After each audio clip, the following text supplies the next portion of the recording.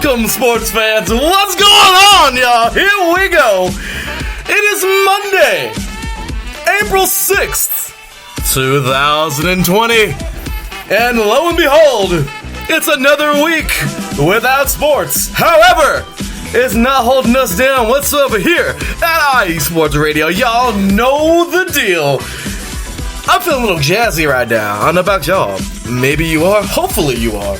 But if you're not, then let the music take you away, because we're gonna have ourselves another jolly good show. I said it, jolly good. That's right. Hashtag that, jolly good, because that's just what today's show is gonna be. Ladies and gentlemen, we'll be welcoming on picture of my beloved Los Angeles Angels of Anaheim, picture Ty Buttry.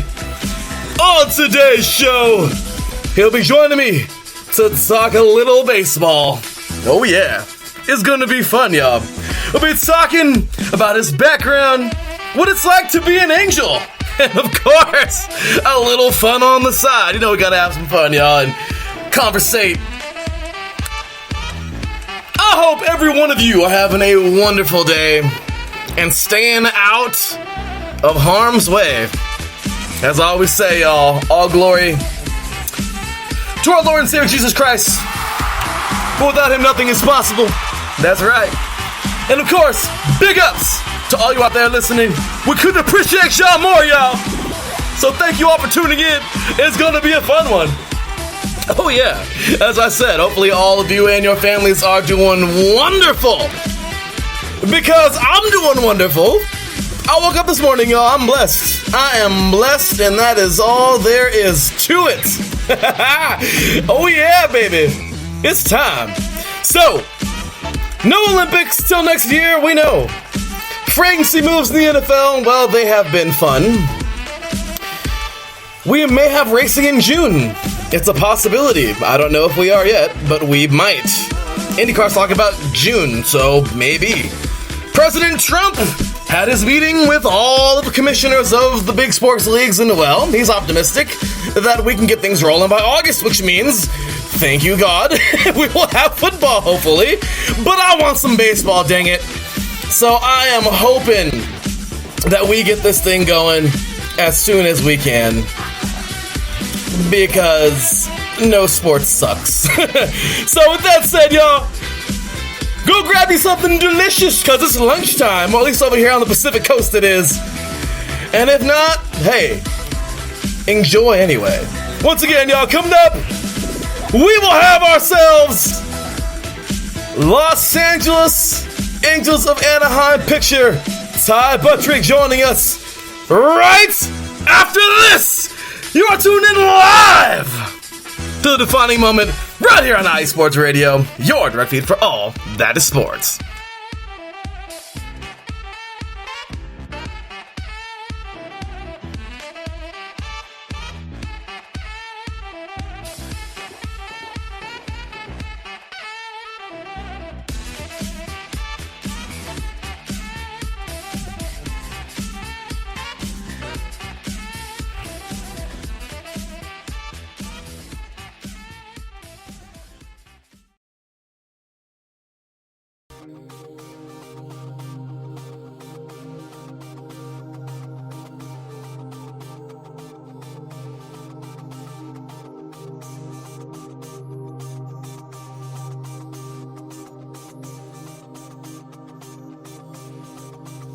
Welcome in to the Neutral Zone. I'm your host, Robert Kavanaugh, and you're listening to IE Sports Radio. If you like big, nasty hits, if you like slap shots straight to the neck, if you like it when the gloves hit the ice and the big boys get down, then this is your show. On IE Sports Radio, this is the Neutral Zone.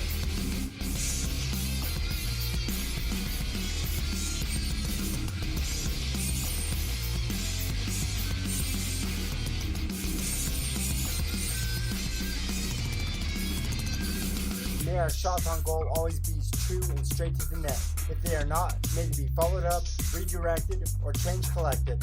Let's go on IE Sports Radio with me, your host, Robert Kavanaugh, and this is the Neutral Zone.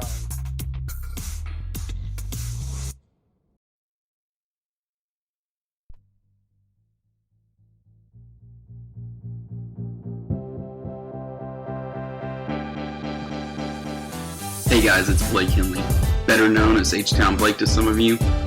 Happy to announce that Bases Loaded is back in full force. We'll be bringing that high heat every Tuesday night here on IE Sports Radio. So come home, get ready, dig into that batter's box, and see if you can chase that high heat, baby. So we'll be coming to you live with all the stats, all the rundowns, all the division rivalries, and every team that's going to make the playoff push to get to that one and only October and get to the pinnacle of what baseball is, to hoist that Commissioner's Trophy when it's all said and done.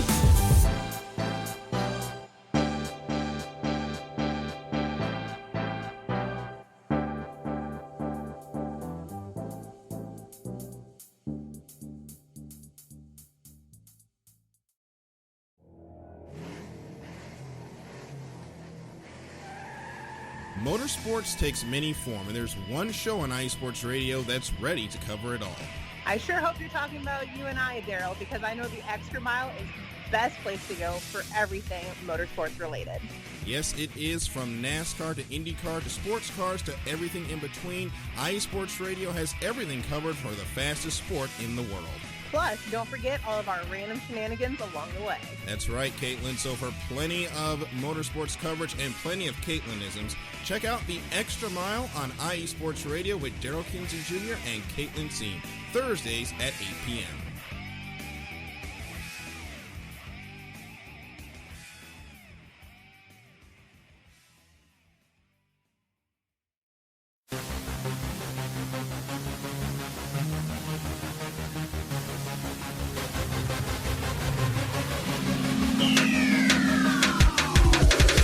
What's up, everybody? This is Taryn Rodriguez.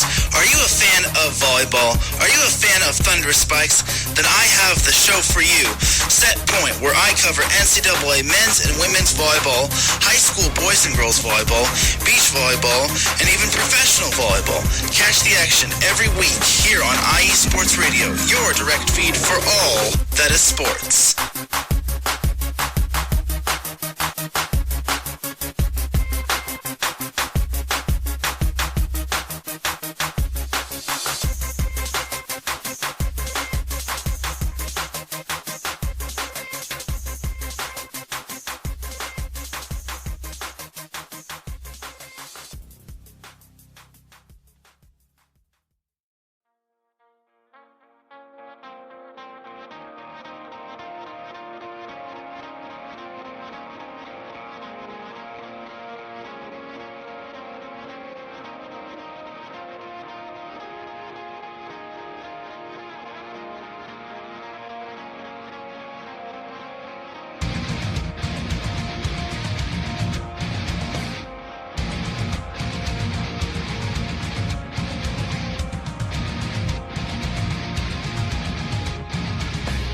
Hey sports fans, do you like wine? Well, we've got the show for you. This is Let's Wine About Sports, a show where we talk about wine and sports simultaneously.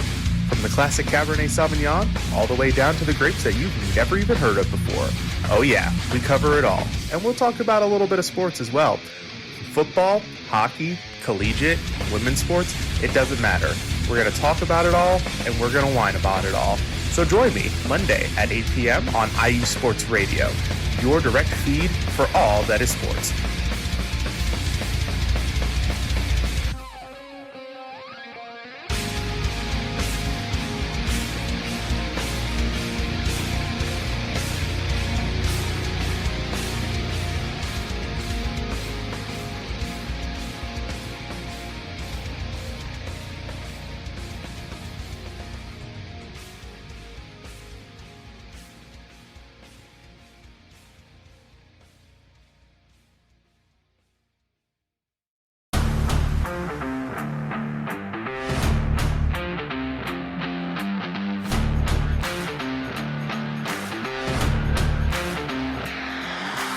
What's good, fight fans? It's your boy, Marcus Los Great, here to give you what you want, here to give you what you need. Yeah, man. Yeah. I'm coming to you live, straight from your mama's basement with a crispy, awesome white tea. They're coming to you live every Tuesday at 10 p.m. Eastern Standard Time. Powered by IE Sports Radio, your direct feed for all that is sports.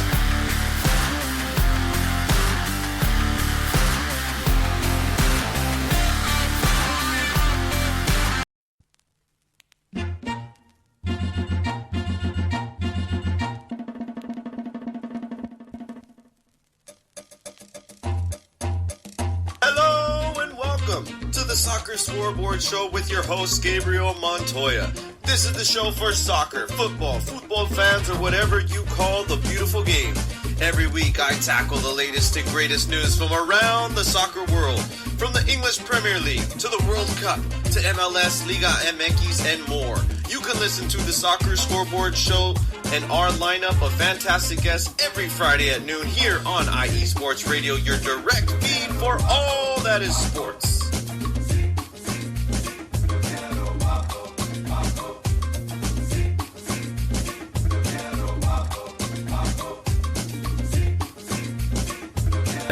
All right, ladies and gentlemen, we have reached our interview for today, and I am so excited for this. As I just told Mr. Ty Buttrey right now, I'm off the air. I am such a huge Angels fan. It's hard for me not to be a fanboy right now. I can't help it. But with that said, ladies and gentlemen, welcoming for his first and hopefully first of many times here on IE Sports Radio, welcoming picture for my beloved Los Angeles Angels of Anaheim, ladies and gentlemen, welcoming Mr. Ty Buttrey. How's it going there, Ty? How you doing today, man?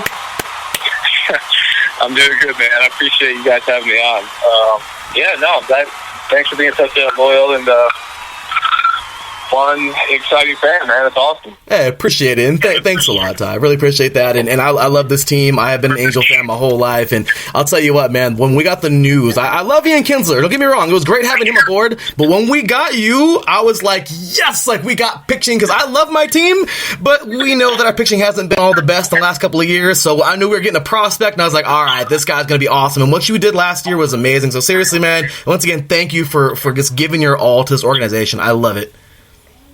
Yeah, man. I like I said, I appreciate you saying that. It was a dream come true, getting traded and being actually, valued with another organization. Obviously the Angels trusted me in the role that they put me in last year, and it was an exciting, very up and down year for everybody, given everything that happened last year. And it's a great organization, man, and everyone treats you like family over there.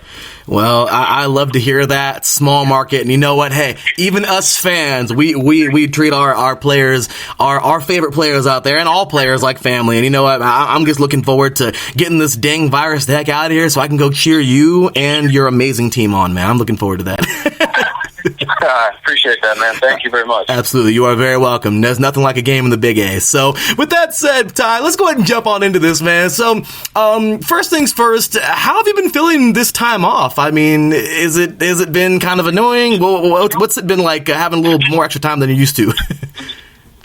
Yeah, man. I mean, it's definitely, it's not ideal for anybody. I mean, everyone, we're all in the same position. I mean, everybody, it's tough. People are trying to figure out this quarantine life and trying to stay sane as much as they can with being limited to go outside. I mean, today I went to go play catch on just a random field, and within like 5 seconds of stepping on the field, I was, somebody was yelling trespass,er, and I was like, geez, I'm just trying to play catch out here. Like, I'm not trying to do anything illegal, but you got to take these rules serious. And everyone's, I guess, the baseball players were finding a way to just keep our bodies safe as much as we can. And Just stay safe with our family as a lot of people are, man. It's great, but it is just a crazy environment right now. Absolutely, it is definitely not easy. And even myself, as a minor league player myself for football, man, seriously, I'm like buying my own weights right now to have my own workouts at home because the gyms are closed. You know what I mean? So it's like you're doing what you can. If I have to go lift rocks, I will.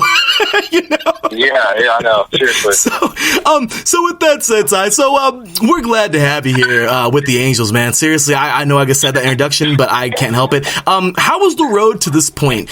Being drafted straight out of high school. I mean, I know you did have the offer from Arkansas, and you went ahead and forwent that, and you went on into the minors. You fought your way up the entire way. You got all the way to Pawtucket and AAA. How was that entire experience? It was a crazy journey. I mean, I started off, getting a scholarship from Arkansas, and, sophomore year was when my body kind of started to grow a little bit. I started to get a little bit more mature physically. I noticed my velocity was starting to pick up, and, next thing you know, you get into throwing 90, 92. Next thing it's like 94, 95, and that's when you start getting that pro attention. And it was just really a weird time, being a young kid. You don't really understand how to take attention. Getting, you always want, you want that attention, but when it's actually happening, it's definitely weird to handle that and to be a student, and be a normal high school student as well. And then have the decision to potentially play, college. And Arkansas was a great program. I mean, they were unbelievable with, everything up until the point. And then Boston came in the fourth round, and, the rest is history. And, I spent 6.5 years with the Red Sox. I did pretty much every single level and every single instructional league and Dominican, league and strength camp and up and down. I mean, I hit every single mark I think a minor leaguer could hit in terms of just doing it all. And then, it all kind of happened once I got put into the bullpen role, though. That was definitely when things started clicking for me, kind of simplified. And, I got traded over to Anaheim and got called up a week or two later. And, that's kind of been my story since. That is awesome, man. I mean, great journey. By the way, and I know we're gonna get into this in just a little bit here, but yes, we also talked about the when you called in just a few minutes ago off air. You mentioned we interviewed Sam last week, and Sam Green, she is amazing. Once again, y'all, the woman we interviewed last week, if you did, I announced it a million times, but yes, that is the wife of Mr. Ty Buttry. And by the way, in case you guys haven't checked it out yet, first of all, go on over to YouTube, type in Sam Green Behind the Lights, subscribe, and she actually had a really cool roundtable interview talking about the minors with you and, of course, one of your boys, man. So from this past week, so go check it out. But that was pretty awesome. So I don't want to get too much more of the same exact kind of question, and especially I want everybody to go watch that video for sure. But really quick, I do want to ask, what would you say the hardest part of working through the minors was? Man, my hardest part was honestly being confident in what I thought I needed to do. I came in as a young kid, and it's really hard when you're trying to sit there and distinguish, what's truth and what's not going to work for you. And you're trying to listen to coaches, but you're also trying to stay true to yourself and, stick to the strength that you had. But it seems like when you start getting into pro ball, a lot of people want to start tweaking your routine and changing the way you go about things. And if you don't have the mindset to where you can kind of always get back to what you do that makes you successful, it's going to be a bumpy road. And that's kind of where I found myself for 4 years as a starter. I mean, it seems like every single year for me, it started getting more complicated, and it was like I was getting worse. And for someone that's drafted, you should obviously be getting exponentially better every single year. And I mean, part of that was just me not being able to filter, the information out of daily, hearing it and applying it to the game. And, I wanted to be successful so bad that I would do anything anything I could to kind of get myself where I needed to be. And, that kind of involved a lot of just quick fixes and stuff. But, I really struggled when I hit that Greenville mark, man. That was kind of, Greenville, the first year round was a really hard point, and then when I got called up to AA as a starter, that first half of the season was really tough. I don't think I made it out of the fifth inning. And then, they moved me to the bullpen.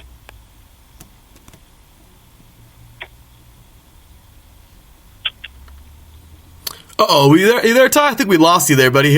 Can you still hear me? Uh-oh. Okay, so let's see if we can go ahead and... darn, that was going so well. Okay, I think... there we are. Sorry about that, Ty. Alive, wasn't myself, wasn't, pitching to my strengths. And, so to answer your question, long story short, I guess it, that kind of double A point, and then going into that long season point in low A Greenville. That must have definitely been a challenge, because that's like the middle ground, man. That's like that tough part to where you can really either find yourself or either fizzle. Yeah. You've seen players do that all over the ball, either or. So with that said, this is a great time to drop this question, man. Because if you share one, I'll share one right back. Okay. But did you ever have a moment when you just got shelled and thought, you know what, this may not work out? Did you ever have that moment in the minors? Yeah, man. I try not to have. I think everybody. If you're being honest with yourself, I think a lot of people have that moment. It's about trying not to, Sam just walked into the door. She has 20 groceries in her hand, so. Sorry, Sam. But no, she's good. So we are, but yeah, to answer your question, I did have that, I did have that moment in my life or my career where it just seemed like, I needed to change. I needed to get my mind off baseball.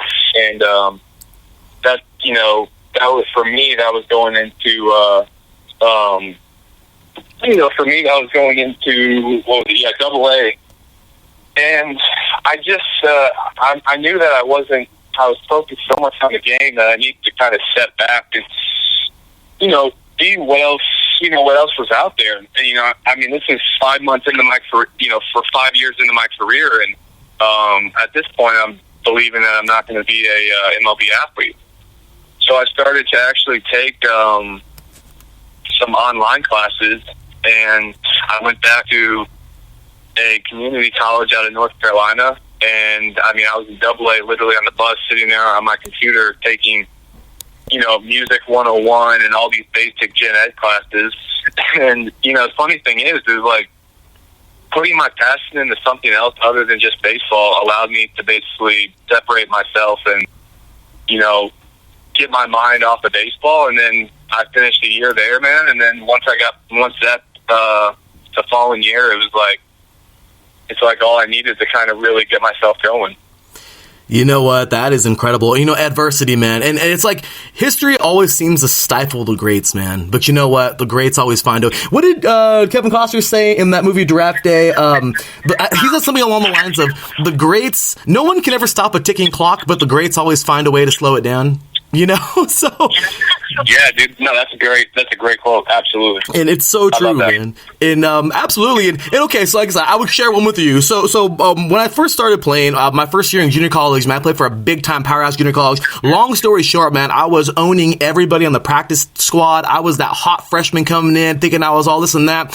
And it took one play, man, where I was playing defensive end. I came on down the line. I belted the guard in the face, and they ran the same exact play the very next play, and that guard was ready for me. This 6'7", about 335-pound guy caught me off guard, ear holes me, tosses me about 5 yards. I'm only about 5'9", 225 pounds, right? Tosses me over the sideline. I lose a molar. Okay. And that's crazy. I thought to myself, you know what? And after that, I was like slumping for like at least, my gosh, like I seriously felt like a week of like, oh my gosh, like this is tough. And then I guess, I started gaining the respect. I fought back, and man, I became pretty dang good. Went on to the NCAA, played in the NCAA, did my thing. But you know what, man? It's just those moments where you say, you know what? Hell with this. I can fight, and I'm gonna be great, even if I do get rocked. You know what I mean? Like that's awesome, man. Yeah. Yeah, absolutely. So with that said, Ty, so I'm a music lover. I love me some music, man. I gotta know, what gets you pumped up? Like, what do you listen to before a game, man? Like, do you get pumped up, or is it just like the chill of the entire time? Like, what would you say? What do you usually do before a game? Yeah, for me, it's not necessarily about getting myself amped up and pumped up. I like to get myself pumped up and kind of focused in, around 9 o'clock. That's usually, 8 o'clock to 9 o'clock. That's kind of when my time frames of, if I'm going to be coming in the 6th, 7th, or 8th inning. And so for me, it's more about like just doing a physical routine. It's not like I'm sitting there and super rigid with what I eat every morning. I mean, just eat a big meal, get to the field, and, I have actually like a journal and like a notepad that allows me to kind of have like a checklist every day that, it's like I get there and, I foam roll and then I stretch and, I go work out and, I do just like my process that gets my body and my mind right for the day, which allows me to kind of basically, everything that I can control before the game starts, I like to focus on that. So that time is, kind of the time I dedicate to myself. And then, I get down to the bullpen and, we're just kind of talking with the guys, watching the game, observing the starter and, the opposing team. And, maybe it's time to start stretching around the fifth. The fifth inning for me is when I start kind of just loosening up, playing catch with the outfielder, getting my mind kind of more focused and locked in. And, 8th inning, man, it's just, 8th inning, 7th inning, whatever.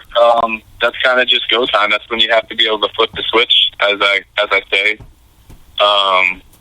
And yeah, man, so like, it's just, for me, I can't really listen to music during the bullpen or, out during the game. So, usually music's left for like after car rides, driving home if I'm still kind of like amped up, or maybe in the morning, I put on like an audiobook or something.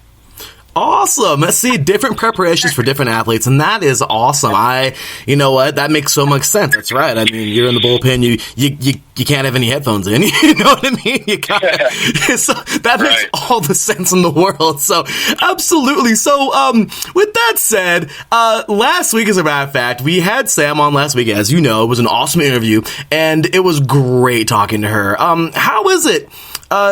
How does it feel to have Sam doing her show? Are you playing the cameraman? Yeah, so, no, I'm actually, she doesn't want me as a camera person. I wouldn't be too good at that. We have a person from back home that, he does all the videography and the editing. He's really good. His name's Ryan Weber. And, it's something that Sam's been very passionate about for a long time. She's been thinking about this idea for 2 years.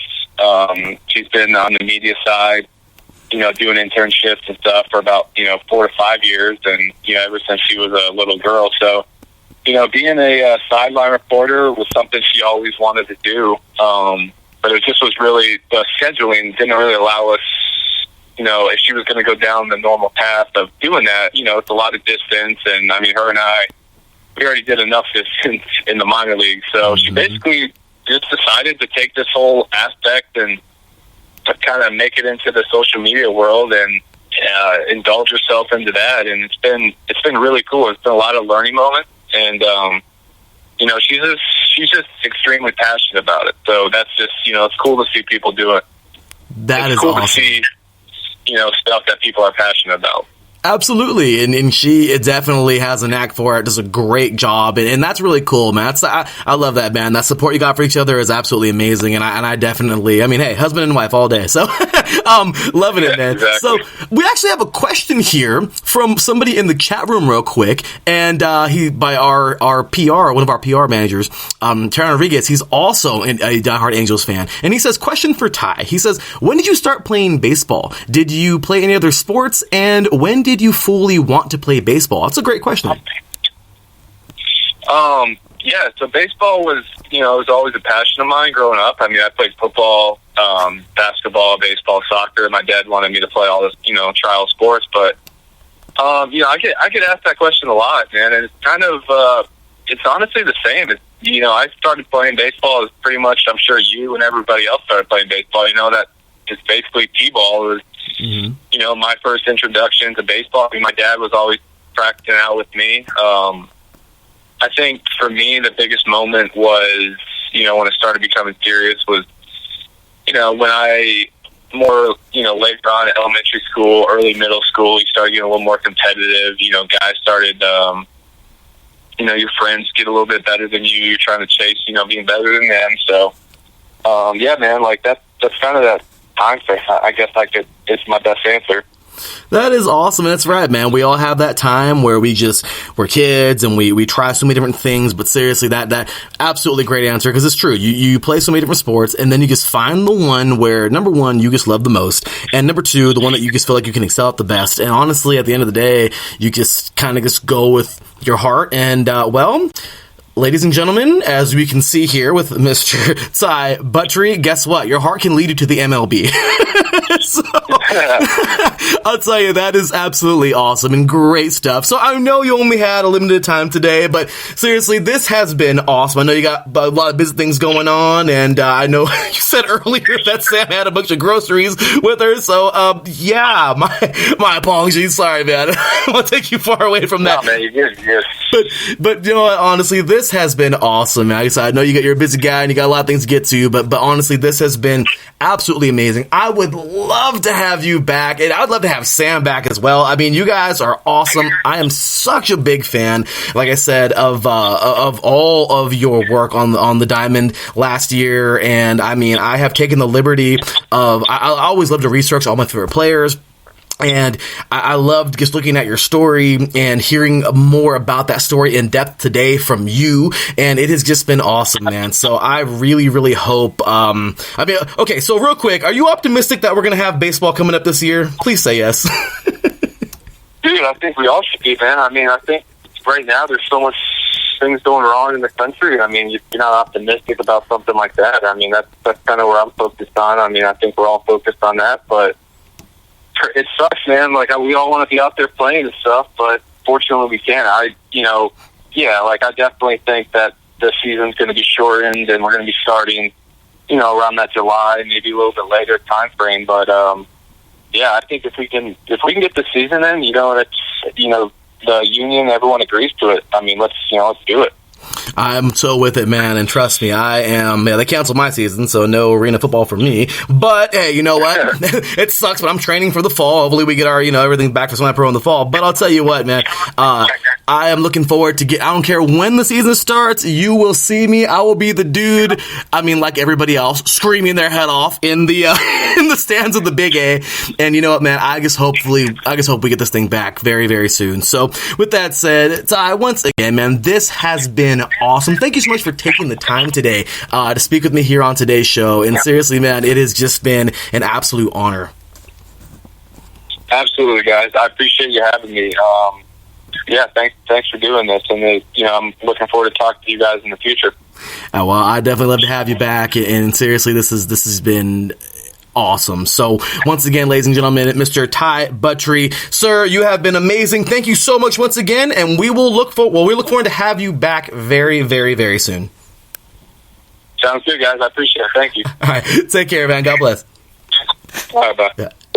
All right, ladies and gentlemen, once again, picture of the Los Angeles Angels of Anaheim, Mr. Ty Buttry. That was awesome. That was a lot of fun. And this guy I love his energy. Like, he seems super chill, but I'll tell you, that was a lot of fun. You got to see like a different side of him. Like, he seems like a really, you know, energetic guy. But I'm just saying, you know, like when it comes to pitching, I just felt like most pitchers are like these super chill, like, you know, like I gotta be chill, because I would feel like most quarterbacks are like that too. Just that it's that pressure position where it's like, okay, like for instance, I as you can tell, I just watched Draft Day not too long ago, but I love there's also a scene where Kevin Costner says to Jennifer Gardner, where they're talking about a scene where what was it? I forgot what Super Bowl it was, but I think it was the 82 Super Bowl where the San Francisco 49ers won. And Montana looks at his huddle he gets everybody in the huddle. They're down a touchdown, or they're down. They need a touchdown to win it. They start the drive on the 20. He looks up in the stands. He gets everybody in the huddle, looks up in the stands, and looks back at his huddle and says, "Is that John Candy?" Just casually, just looks in the stands and, is that John Candy? Like in the stands, And it's like that moment. They went on down that field, cruised on down, scored the game-winning touchdown, and won one of those 5 titles that the Niners have. That is exactly what the greats do. And I think like a pressure situation, cool, calm, and collected. That is what I believe a lot of those positions, like a pitcher or like a quarterback, needs to fill, or like a point guard, because you can't let the moment be bigger than the game. The moment is huge, just like this show, the defining moment. They are the moments that define all sports. But you can't let those moments be too big, because if you let them consume you, you will not defeat those moments. Quick story for you guys. It was... oh my gosh, I got so many. Quick story, okay? And this goes to show you how those moments can really measure. And this was a moment where I felt it was just a big part of my playing career. And I can definitely see that the moment was big, at least for us. But you know something? The moment wasn't too big to make things happen. Okay, so I'm going to take this thing way back. way back. And I'm going to go to my junior year of high school. Very tough year for my team. We only went 1-9 that year. And I, of course, was playing nose guard. I was on a team that everybody was undersized. A lot of the talent went to schools outside of us. And I went on, I played nose guard. And it was a moment where I had to really step up and make some things happen. And it was a very, very, very winnable game, but at the same exact time, after starting the season 0-4, you get a little demoralized. So they threw me in at right tackle, and I never played that in my life, and I didn't really like offense very much, but I did my best. And I remember playing against this end who was as wild as I was.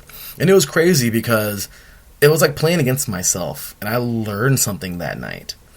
So we're playing, and it's like the third quarter, and we're down by I want to say 10 points. And it was about a 3rd and long, and it's something I won't ever forget. Even at right tackle, I did not like it. I felt like, kicking and screaming I was playing that position, but I was one of the strongest guys, and coach needed me to step up and play there. I was also playing nose guard. Okay, I played Iron Man, guys. I never got off the field. I was playing right tackle, and I was playing, nose guard. So here I am, kick-stepping, and this guy was just like I was. He was just like me, speedy and strong, and so was I. So we were having a great game against each other. And what happens?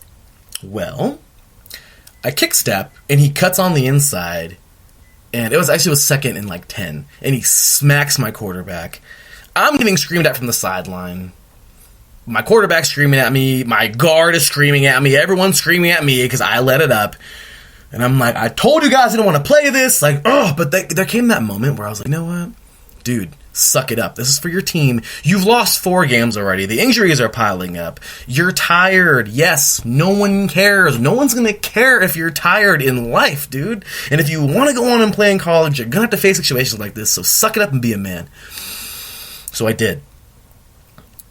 3rd and 15 or more. And they were sending the freaking heat, man. They were sending the artillery. And wouldn't you know it, they overload the side that I was on. So not only am I staring that defensive end in the face, they bring a backer They shift the line. They bring a backer, and the gosh dang safety comes down into the box. They're coming. They're coming. So the cadence was on 2. They didn't bite on the first hut. And on the second, I moved.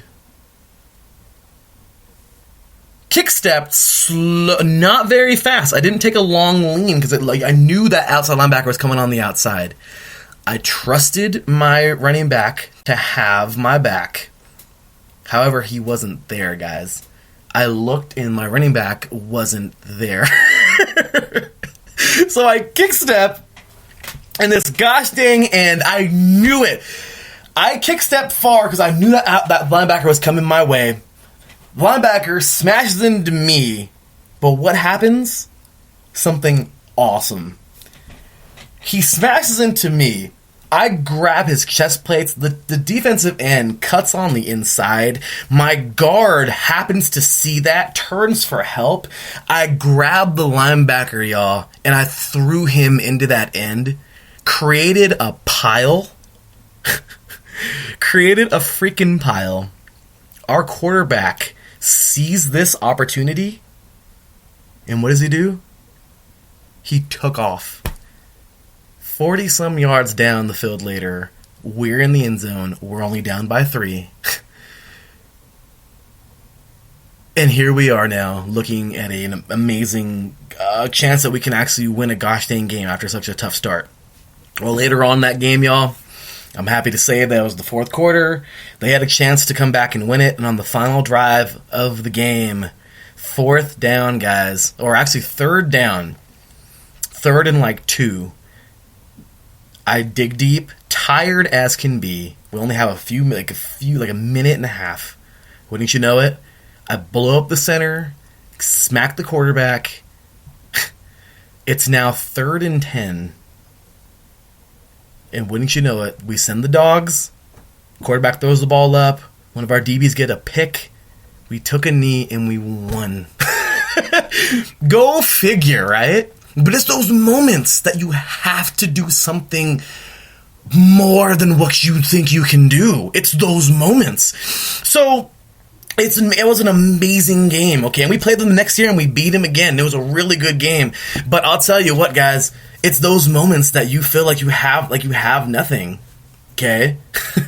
But you gotta give something even more. So I'll tell you right now, it was absolutely awesome. In those moments, so I'm saying, those moments you just gotta slow things down. You have to. Even as fast and as crazy and as aggressive as you want to play, sometimes you just gotta slow things down. So you know something? That right there is something that I can relate to, like a picture, or like a quarterback even, but like a picture like Ty Buttrey, to where it's like, okay, I gotta be calm. I can't, no music and everything. I'm cool. I gotta get in the mood. I gotta get in the mood, but I gotta get stretched out. I gotta make sure I'm ready to go because they don't know when the number's gonna be called, y'all. When the number's called, that's your time. You go out there and make something happen. So I think that is an amazing job, and that is exactly what it is, guys. So I think that was a story that ties it. And trust me, guys, I'm a storyteller, okay? I got stories for days, all right? I got stories even when I battled Tyron Smith. Yes. I don't think I've ever said that here on air, but yes, I did play against Tyron Smith when he was at Rancho Verde High School. I played for Paris. He was a junior. I was a senior. They called him Big T, okay? That was his, like, they announced it all the time, Big T, like over the intercom. But yes, that was a great game, and that's a story for another day. That was a fun story. But that was a fun game against a very great player who is now going to be a future Hall of Famer, in my opinion. So, just saying, ladies and gentlemen, a future NFL Hall of Famer, okay? So, great stuff there. But once again, story for another day. So, with that said, y'all, great stuff today. And once again, big ups. Thank you to everybody in the chat room, y'all. Appreciate y'all so much for stopping by. Mr. Matthew Hames, of course. Taryn Rodriguez, of course. Jonathan Couch Crew Chief, the man who set up the interview. And, of course, Mr. Taryn Rodriguez again. What a story. That is why this show is called The Defining Moment, and it absolutely is. And thanks a lot, Taryn, for sharing that. Jonathan says, excellent interview, and thank you so much. And thanks again, Taryn, for that awesome interview. I mean, for that awesome question, man. It was a really great question. It's a great question to ask because it's true. We all play different sports. Me, football is just my thing. I was aggressive. I was tough, and look at me, man. I'm 31 years old, and I started playing this game when I was 14, and here I am, training. I've had a lot of tough years. I have injuries. Oh my gosh, I've had grade 2 tears. Grade 2 tears suck because that's almost surgery. I've had almost a sever. That sucks. I had to get that taken care of in a 2-month recovery. So yeah, as you heard earlier, I lost a freaking molar. Hey, you know what though? It's football, y'all, and it's like any sport. You're gonna get banged up, but you know what? It's the glory. So it was a great, great, great interview today, and I was so happy that we had a chance to talk with Mr. Ty Buttry of the Los Angeles Angels of Anaheim. So with that said, y'all, we're going to take ourselves a short break, and when we get back, I'm going to dig around a little bit, and we'll talk a teeny bit about sports, some things that have happened recently with, like the sports world in general, a couple big things here in the NFL. A few more little tidbits here, as we talked about the Olympics already being moved. That's pretty much it. But we could have racing. It's coming. I think we're gonna have it. Of course, e-racing, or e-NASCAR, if you will, or iRacing. That's been a lot of fun. Had a winner a couple weeks, actually this past weekend. We'll talk about him in a few minutes. And of course, we're going to have ourselves an e-racer. Get it? An e-NASCAR driver. Bad joke, y'all. Bad joke, sorry.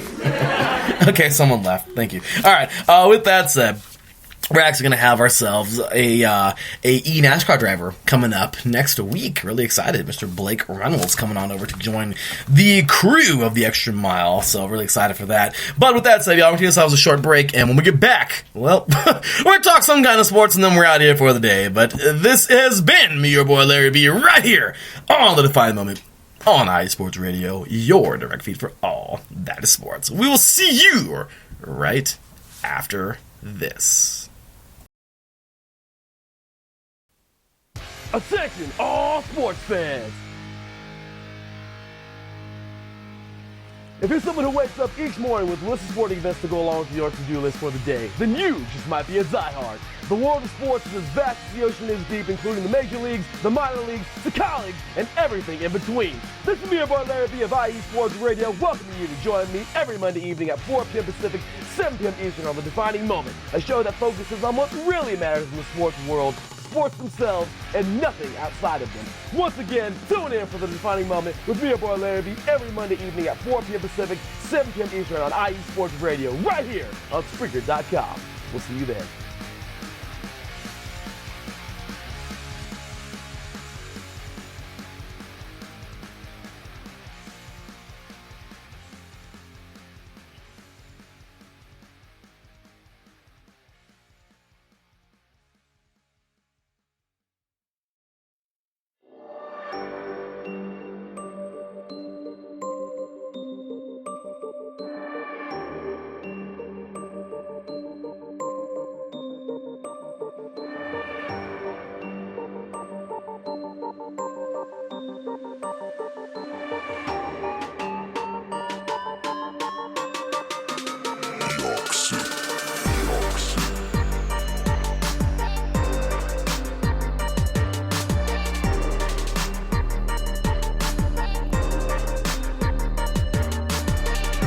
From the home plate to the nets, the end zone to the finish line, here nothing is off limits and no sport is safe.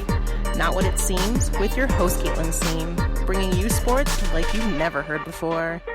Catch me Thursdays at 5 p.m. Eastern, 2 p.m. Pacific, right here on IE Sports Radio. The only question is, are you ready?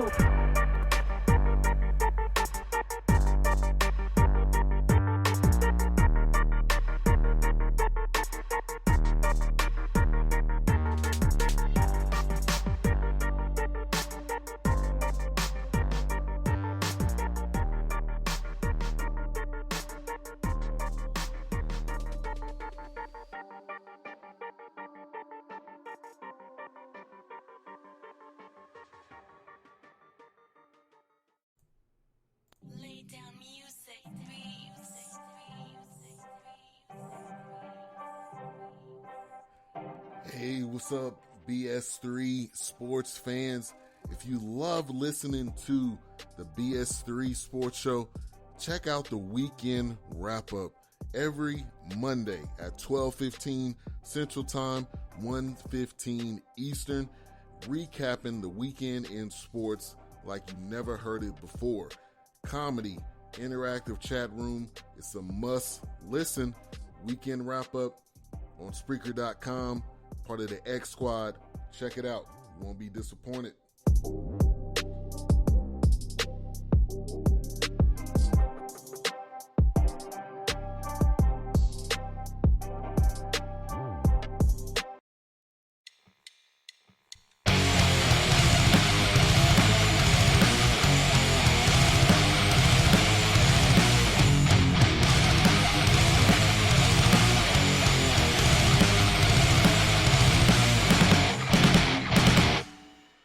College football, and do you want to hear a college football show dedicated to all that is college football, including junior college and the CCCAA and the NJCAA, the NAIA, and the NCAA, including Division III, Division II, Division I AA in the FCS, and Division I Single A in the FBS? Well, then look no further. Join myself, Larry B., and my colleagues, Mr. H-Town Blake Henley, and Mr. Christian Espinoza, each week during the college football season for the latest in college football on 3 and Out College Edition, right here on IE Sports Radio, your direct feed for all that is sports.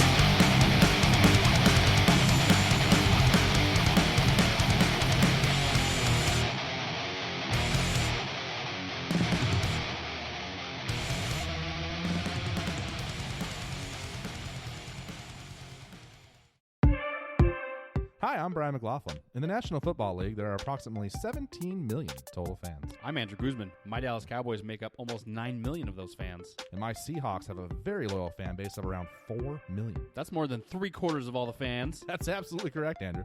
And on the Common Ground Football Podcast, we'll be talking about the good, bad, and the ugly of these teams. We'll have weekly picks, discuss transactions, injuries. And we'll chat about the rest of the league, too. Blake freaking Bortles? Oh, yes. And Captain Andrew Luck. Excellent. What about Fitzmagic? Oh, let's not get carried away now. Oh, all right, then. Join us each week at commongroundfootballpodcast.com or wherever you get your podcast. It's going to be awesome. Lopan, they didn't even want you. Heck, they didn't even want me. But you know what? Right about now, they have no choice. Looking for the real sports talk? Talk that's for us, the people? Look no further.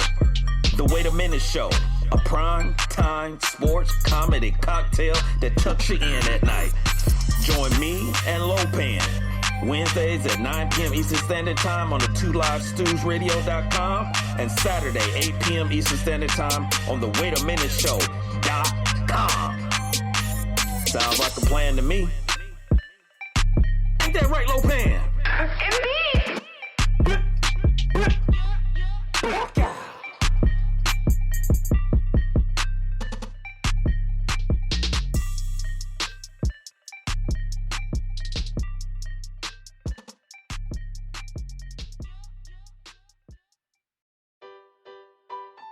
Hi everybody, it's Calvin here from USRN, here to give you an important message.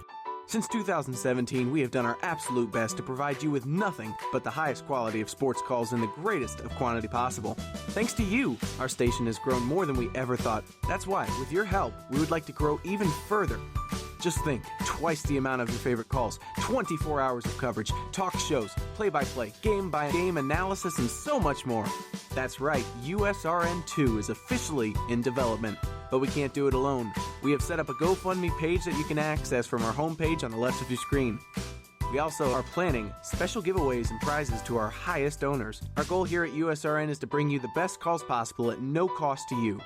In order to continue to do that, we need your help now. Please check out our GoFundMe page, and if you would like to know how you can help, you can email usrnradio@gmail.com.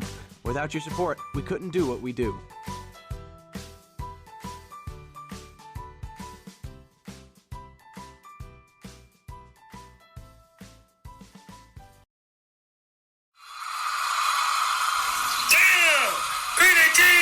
Green team! Set!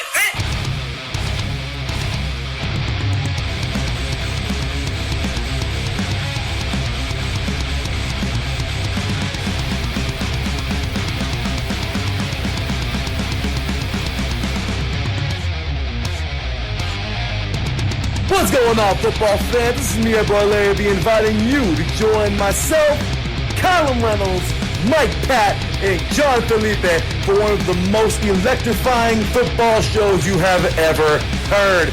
3 and Out, right here at IE Sports Radio.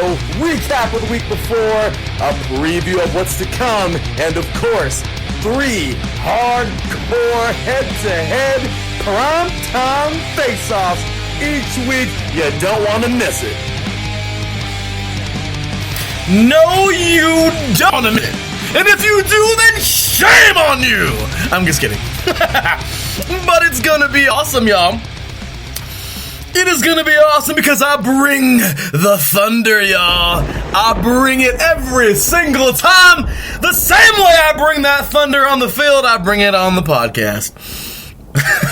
and then we have a little thing called the Primetime Face-Off where yeah, those fans bring the thunder to each other.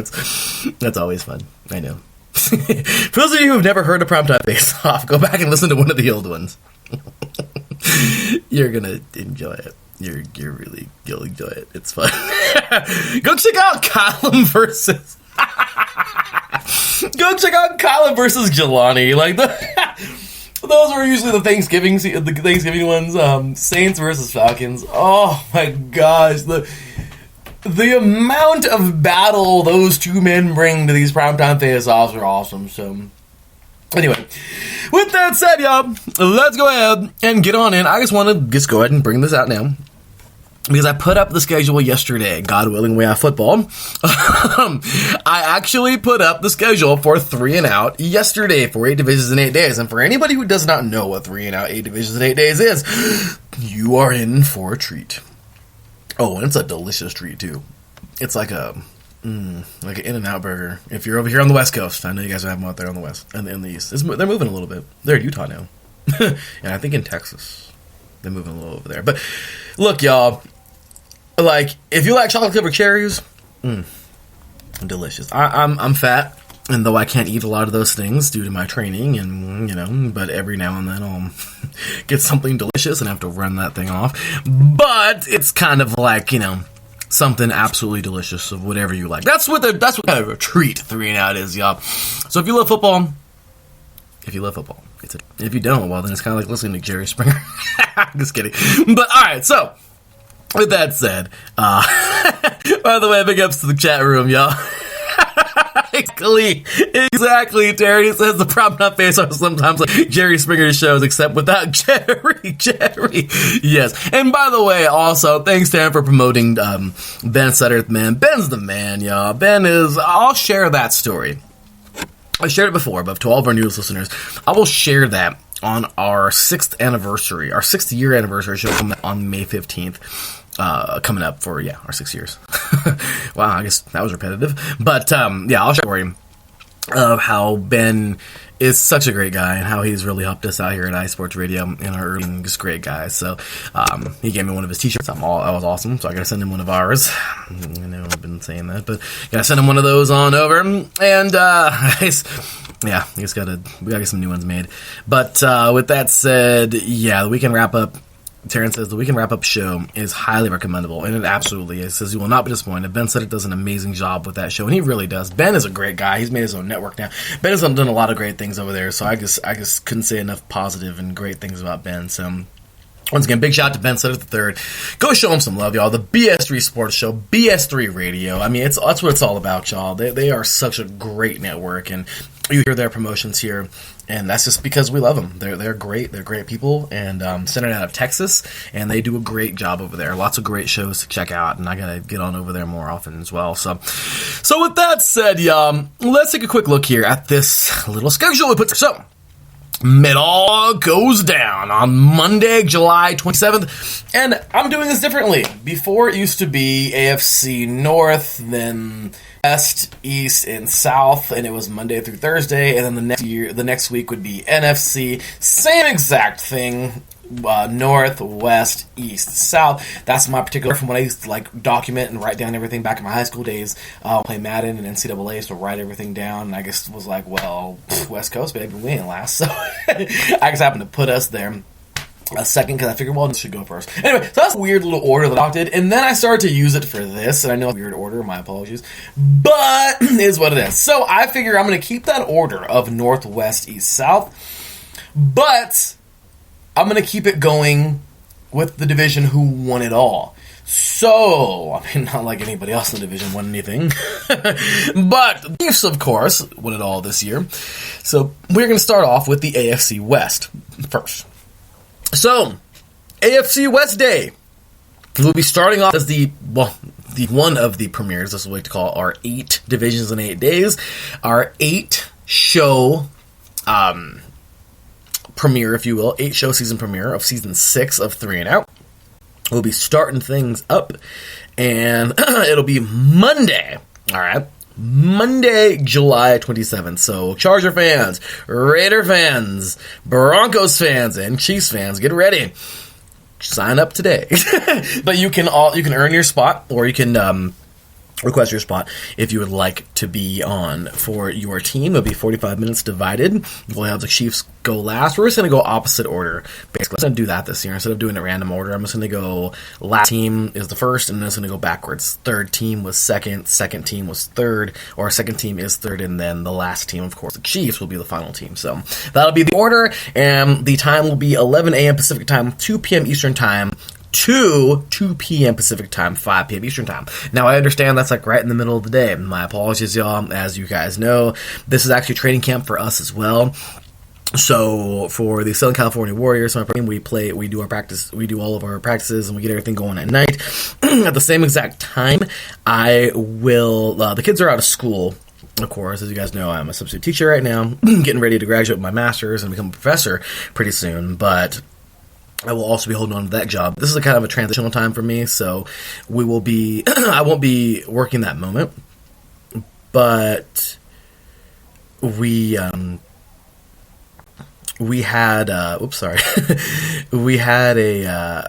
our times, of like when we practice at night, and even if in the morning training camp, and then we also have, I'm actually coaching as well at my old high school.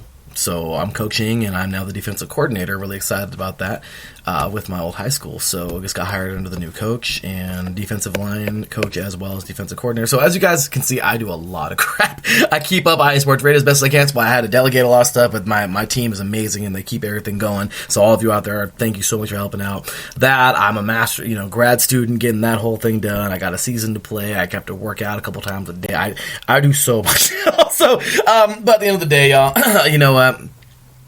Nothing's greater than God and the people in your life and family and the things that matter more, of course. So I do my best to jump on here and make as best time as I can. So during that time, that's an explanation for the time that I will have during 8 divisions in 8 days. So the pre-recording, yes, let the pre-recording begin. So for everybody who won't be able to be live during that time of the day, well, we'll just pre-record. Last year we did it. We had all 32 teams. The first time we had all 32 fans for all 32 teams. Well, we had 32 fans for all 32 teams last year. So this year, we are going to do the same thing. If we have to pre-record before and I'll just play it on air, then we'll do that. So simple, we'll get that going. So once again, if you won't be available during those times, well then great. But you can schedule a time with me before that, and we can talk about your team for 45 minutes, and there you have it. So I like right around 40 because we got to make time for the breaks and everything. It's got to equal to 3 hours, and then the intro, outro, I got to give my final weigh-in, all that good stuff. So anyway, with that said,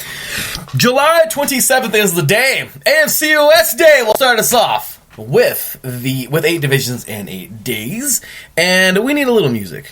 I'm getting a little, we need a little shum. So I'm going to throw on this track. I like this track. I'll use this every now and then too for the intro. So let's get going with 8 divisions in 8 days for 3 and Out 2020-2021.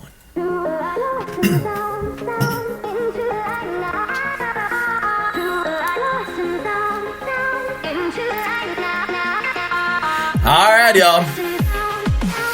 8 divisions in 8 days. Well. Here we go.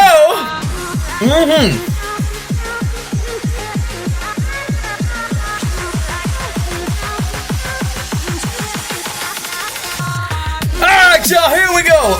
Starting off on Monday, July 27th, 2020, we will have 3-and-out AFC West Day. We'll be talking Broncos, Raiders, Chargers, and your 2019/2020 NFL champions. Second Lombardi in history, first since 1970, the Kansas City Chiefs. That's right. It's going to be a lot of fun. So I hope you're ready, because it's going to be a great show. Get your popcorn, because it's going to be fun. Tuesday, July 28th, we're going to have AFC East Day. So if you love the AFC East, if you are a fan of the Jets, of the Bills, of those Patriots, that's going to be fun, or those revamped Dolphins, get ready, because July 28th, Tuesday, July 28th is your day. Next up, July 29th, that is a Wednesday. That's right, Wednesday, July 29th. AFC South Day, we're talking Texans, we're talking Titans. How about those Colts now? My gosh, this is probably still the most wild division in the entire NFL. My gosh, the quarterback carousel has gone around in Indianapolis. Phillip Rivers, talk about some changes in Houston and Tennessee. We've got some changes, and we can't forget about the other team. The Jacksonville Jaguars are going all in with Gardner Minshew. So once again, Wednesday. That is Wednesday, July 29th. Oh yeah. Talking to AFC South. After that, we are going to get on to Thursday, July 30th. And well, this is going to be fun. This is going to be fun, because we're talking AFC North. Now, the AFC North is about as crazy as I honestly have nothing to say. I was trying to think of something crazy, but you get it, all right? The AFC South. Sorry, the AFC North. Steelers, Big Ben, is he too old? Are they still relevant? I think so. We also have the Bengals, who just may win they've already won the quote-unquote Joe Burrow sweepstakes. But will it pay? Will that young man turn that team around by himself? It's hard to do. But can he be a big piece of the new era? I think so. We're talking Cleveland Browns. Where's Baker going? That's interesting. Good, crazy little pickup this year with their new quarterback. But where is Baker Mayfield going? Is he going to stay there? Who's going to start? Competition? What? What's going to happen? Oh boy, that's going to be fun. And we're also talking about those Ravens. They were one of the hottest teams last year. Lamar Jackson is literally a human cheat code. Yeah, try playing against him on Madden. It's not very fun. Yeah, I'm quarantined right now, y'all. That's what I'm doing. I'm bored. Anyway, it's going to be so much fun to talk about this division, because that defense is nasty yet again for the Ravens, and they're back to full strength, at least in my opinion, or pretty close to it. Next up, we will be talking the very next week, the NFC. Oh yeah! NFC week starts on August 3rd. Monday, August 3rd, as we get into the NFC West. This should be fun. The Rams. Uh-oh, no running back? Just kidding. Well, we'll see what goes on there. Also, how about those San Francisco 49ers? So close yet so far again. They were undefeated in Super Bowls all the way up until 2012, and well, now they've lost 2 straight. Can they get back? They got a good team. Defensive line, still pretty full. Even though DeForest Buckner is on as well, was traded. Still, very potent division in the NFC West. The Arizona Cardinals. I'll tell you what, Kyler Murray, this young man is ready. And I'm so excited. I am so excited to see what he's going to do in another year. Well, this year coming up. Also, we'll be talking about those Seattle Seahawks. Because one of my favorite coaches of all time, Pete Carroll, is ready to rock, to roll. Along with that 12th man, y'all. Oh, yes. It's going to be awesome. That's going to be a fun day. Talk about them Seahawks, Cardinals, Niners, and Rams. Then on Tuesday, August 4th, NFC East Day. How about them Cowboys? Man, they always seem to have the team, but they don't win anything. So we'll figure that one out. Also, we'll be talking about those New York Giants. Eli Manning has officially called it a career. Man, tough to see great quarterbacks and great players exit out of the NFL. But I'll tell you what, great career, buddy. Chase Daniels is the new guy. Saquon Barkley and lots of good new shiny defensive pieces. What will they do? Also, Philadelphia puts their hope in Wentz. Can he be the man?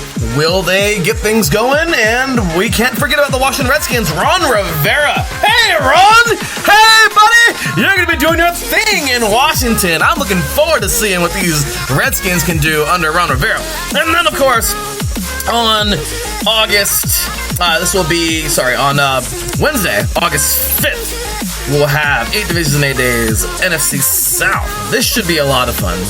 Talking about those Saints. Breeze and the Saints. Brady and the Bucks. Ryan and the Falcons. And who is that final guy? Oh, that's right. Teddy and the Panthers. That sounds like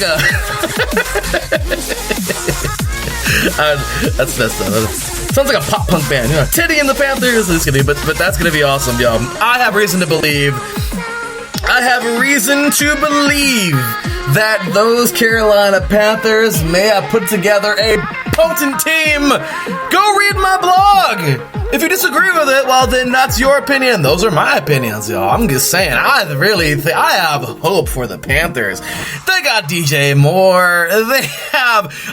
You can't script this kind of crap, y'all. PJ Walker is signed after the COVID-19 destroyed the XFL. How do you do this? How in the world do you even get together with your old coach?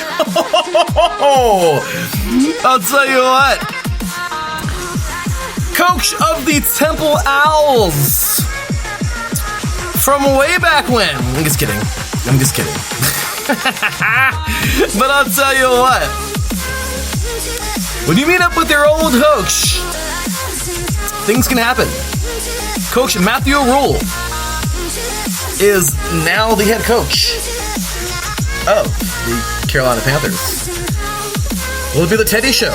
Will PJ make it happen? I'm just saying, y'all, there is so much reason to believe the Panthers can be good this year. I'm going to stay on that bandwagon. I don't even care. I think it's going to be awesome. And last but not least, coming up on a Thursday, August 6th, we're going to be talking NFC North. Packers, Lions, Bears, Vikings. Oh my! It's gonna be fun. Can the Vikings stop freaking screwing everything up that they do? Can they stop that nonsense? Everyone thinks they're good and then they just fall apart. Can they stop that, please? I mean, seriously, it's getting annoying.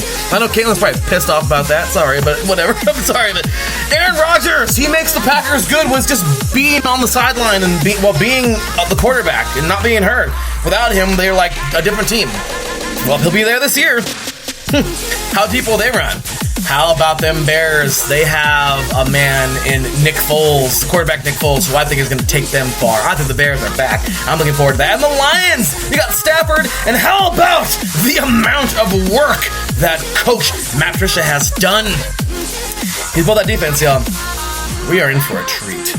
And of course, later on that day, we'll have the Hall of Fame game, and then congratulations to all the Hall of Fame, the class 2020 Hall of Fame inductees coming up. Ladies and gentlemen, that is a preview of 8 divisions in 8 days. I hope you're ready.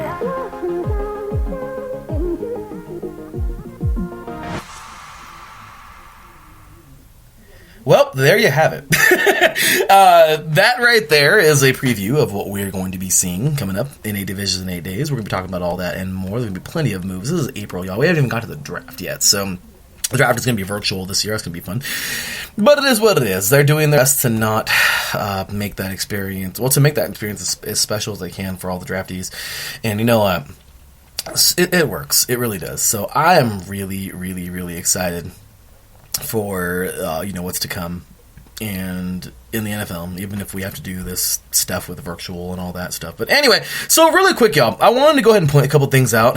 And this really just, anything when I see that's like something's coming back, I just get excited. So you know what? So what? I'd be like, Larry, you're getting too excited for this. I don't really care. Okay? I'm trying to get excited. I'm trying to be optimistic here, okay? So earlier today, I saw that I got an update from ESPN, my ESPN Score Center app, or the ESPN Score Center app, and it says IndyCar just scheduled Detroit doubleheader on May 30th through May 31st. Of course, we have the Detroit. The two races 1 and 2, or race 1 and 2. They have canceled that. However, it says season tentatively set to open July 6th. Yay! That means we hopefully get something back, like, IndyCar. I am really hoping so. As you know, NASCAR, we're clinging onto a thread with e-racing right now, or with iRacing right now, and iRacing is freaking sweet. I am really enjoying this. I know it sounds funny, but I don't care. It's going to be interesting to see how much more we're going to get of this. And honestly, this is a great thing for all of the NASCAR drivers. Because you know what? This is cool. They do something really, really unique. I mean, you can't just buy... iRacing is expensive, y'all. Like, you can't just... You literally can't just make... it's not like buying NASCAR Heat 4, guys. Like, you're actually in a freaking... cockpit, in a driver's seat like this. They deliver that thing to you. Like, it's money, of course, but it's a lot. And these guys, it's really cool. I mean, you've heard it on the extra mile. You hear all the bumps in the road. You feel everything when you're driving, when you're racing around the track and everything. And it's just really, really cool. Like, I think it's so neat that they can do this. So, real quick, go to the chat room. Chargers says Chargers. Darren says Chargers will be much better than 5-11 this season. That is a fact. I'd bet anything without all those injuries, they might have made the playoffs. There's a chance, but didn't happen. So. Terrence says, I don't know about the Bears. I do. Nick Foles is good, dude. I just do not sell him short. He won a bowl with a team that really wasn't that good. Just saying. He says, Nick Foles by himself cannot carry the Bears to Super Bowl like he did with the Eagles to the Super Bowl.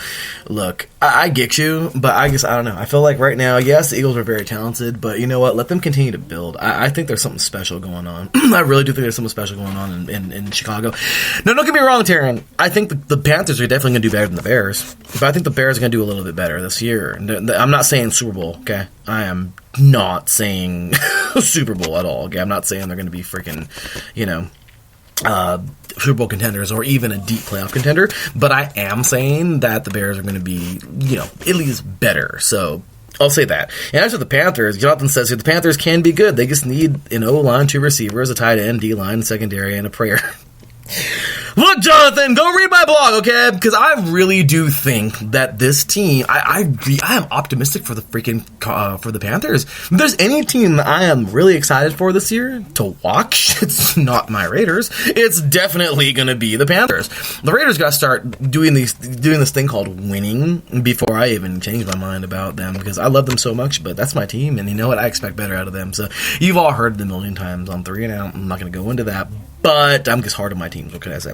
But as for the Panthers, yeah, Jonathan, you can be optimistic, dude. Those Carolina Panthers are coming, and they are coming fast. Once again, go to the blog, y'all. IESportsRadio.com. Go on over to blog. Read our writings. Check out Mike Pat's writings. Check out my writings. Check out all the good, fun stuff you're going to see over at IESportsRadio.com. And as a matter of fact, if you haven't been over there lately, I'm putting together, I will be starting to put together a newsletter coming up. Actually, I'm going to start tonight.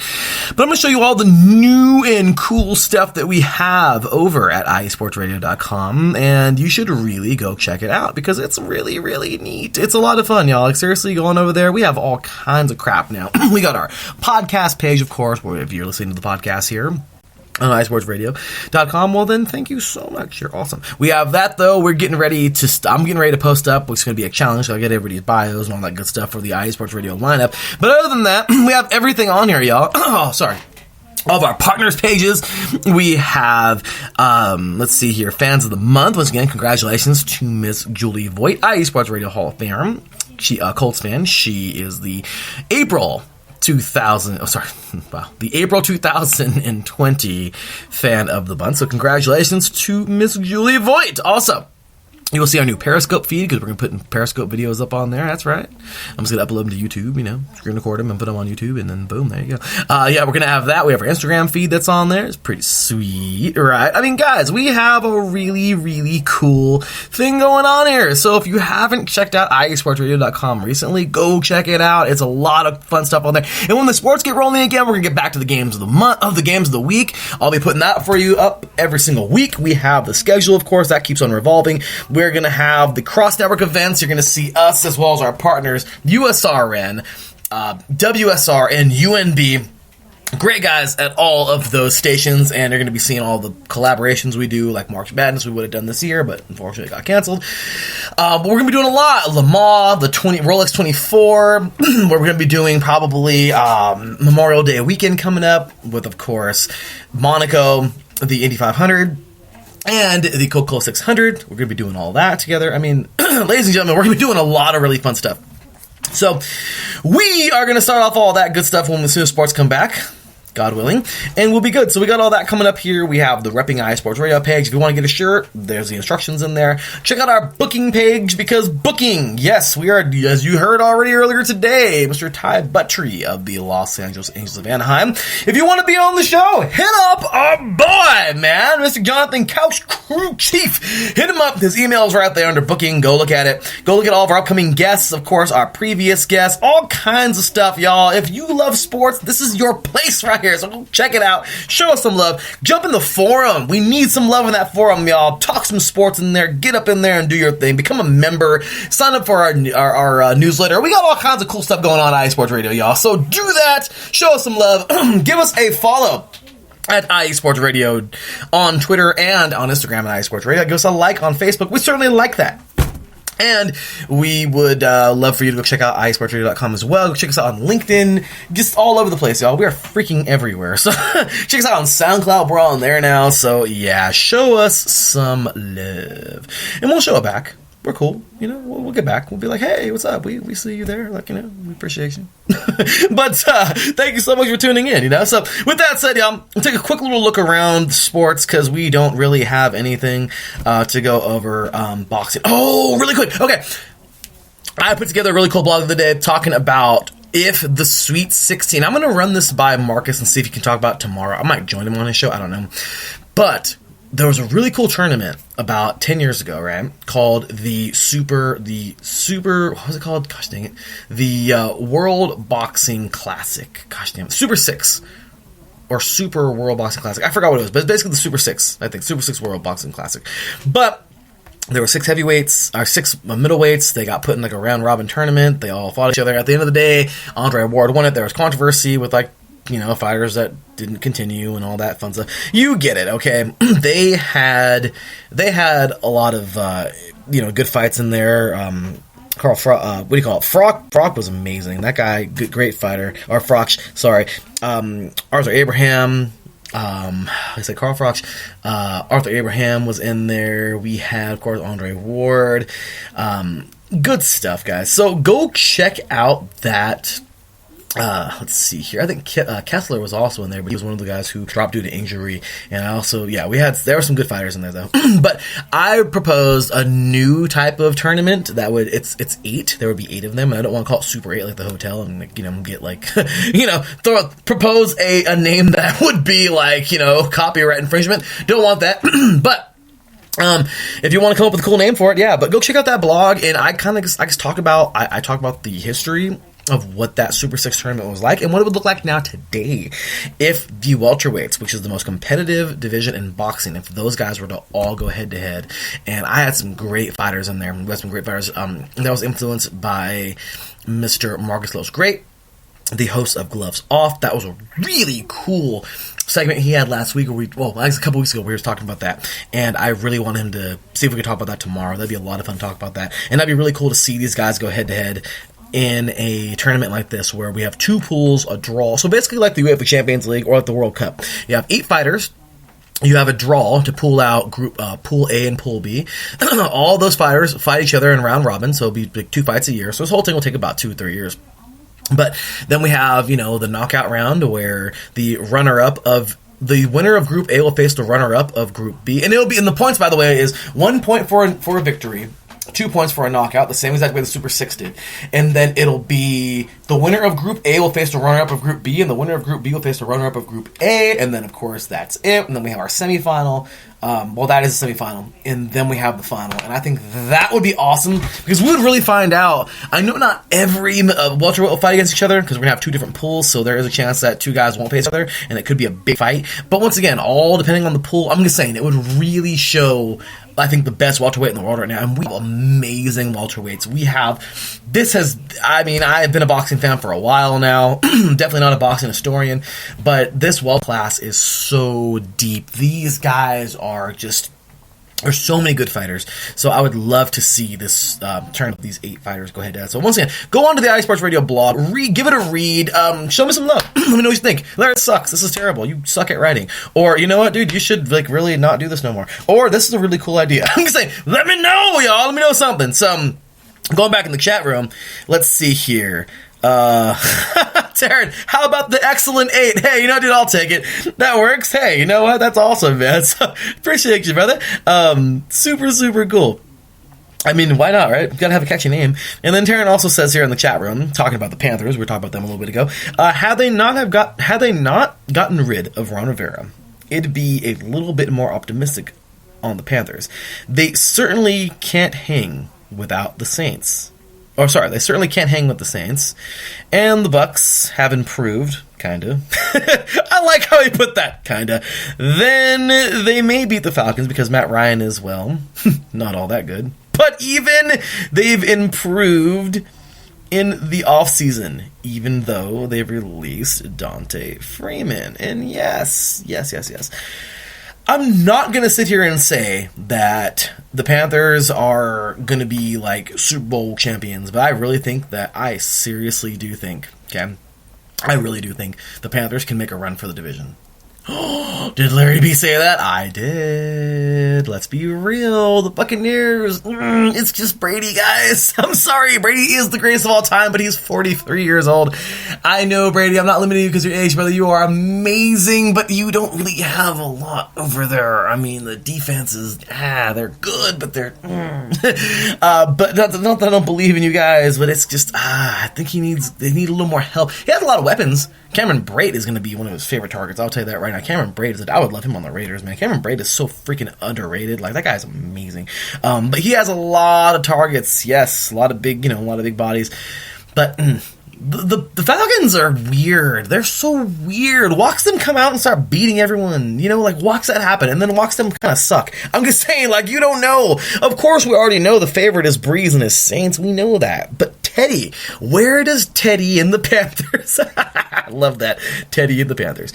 That's like the male version of Josie and the Pussycats. I'm sorry. I didn't need to say that. But yeah, so, what's going on, by the way? BS3 Sports, y'all. BS3 Radio up in the house. Ben Sutter III. As I mentioned, y'all, I will be telling the story of Ben Sutter III and how he pretty much helped us out a lot for our 6-year anniversary show coming up on May 15th. So, thanks for you to pop in, brother. And I'm loving the shirt, man. I got to send yours. I got to get one made for you, brother. I got another one made and then send it out to you.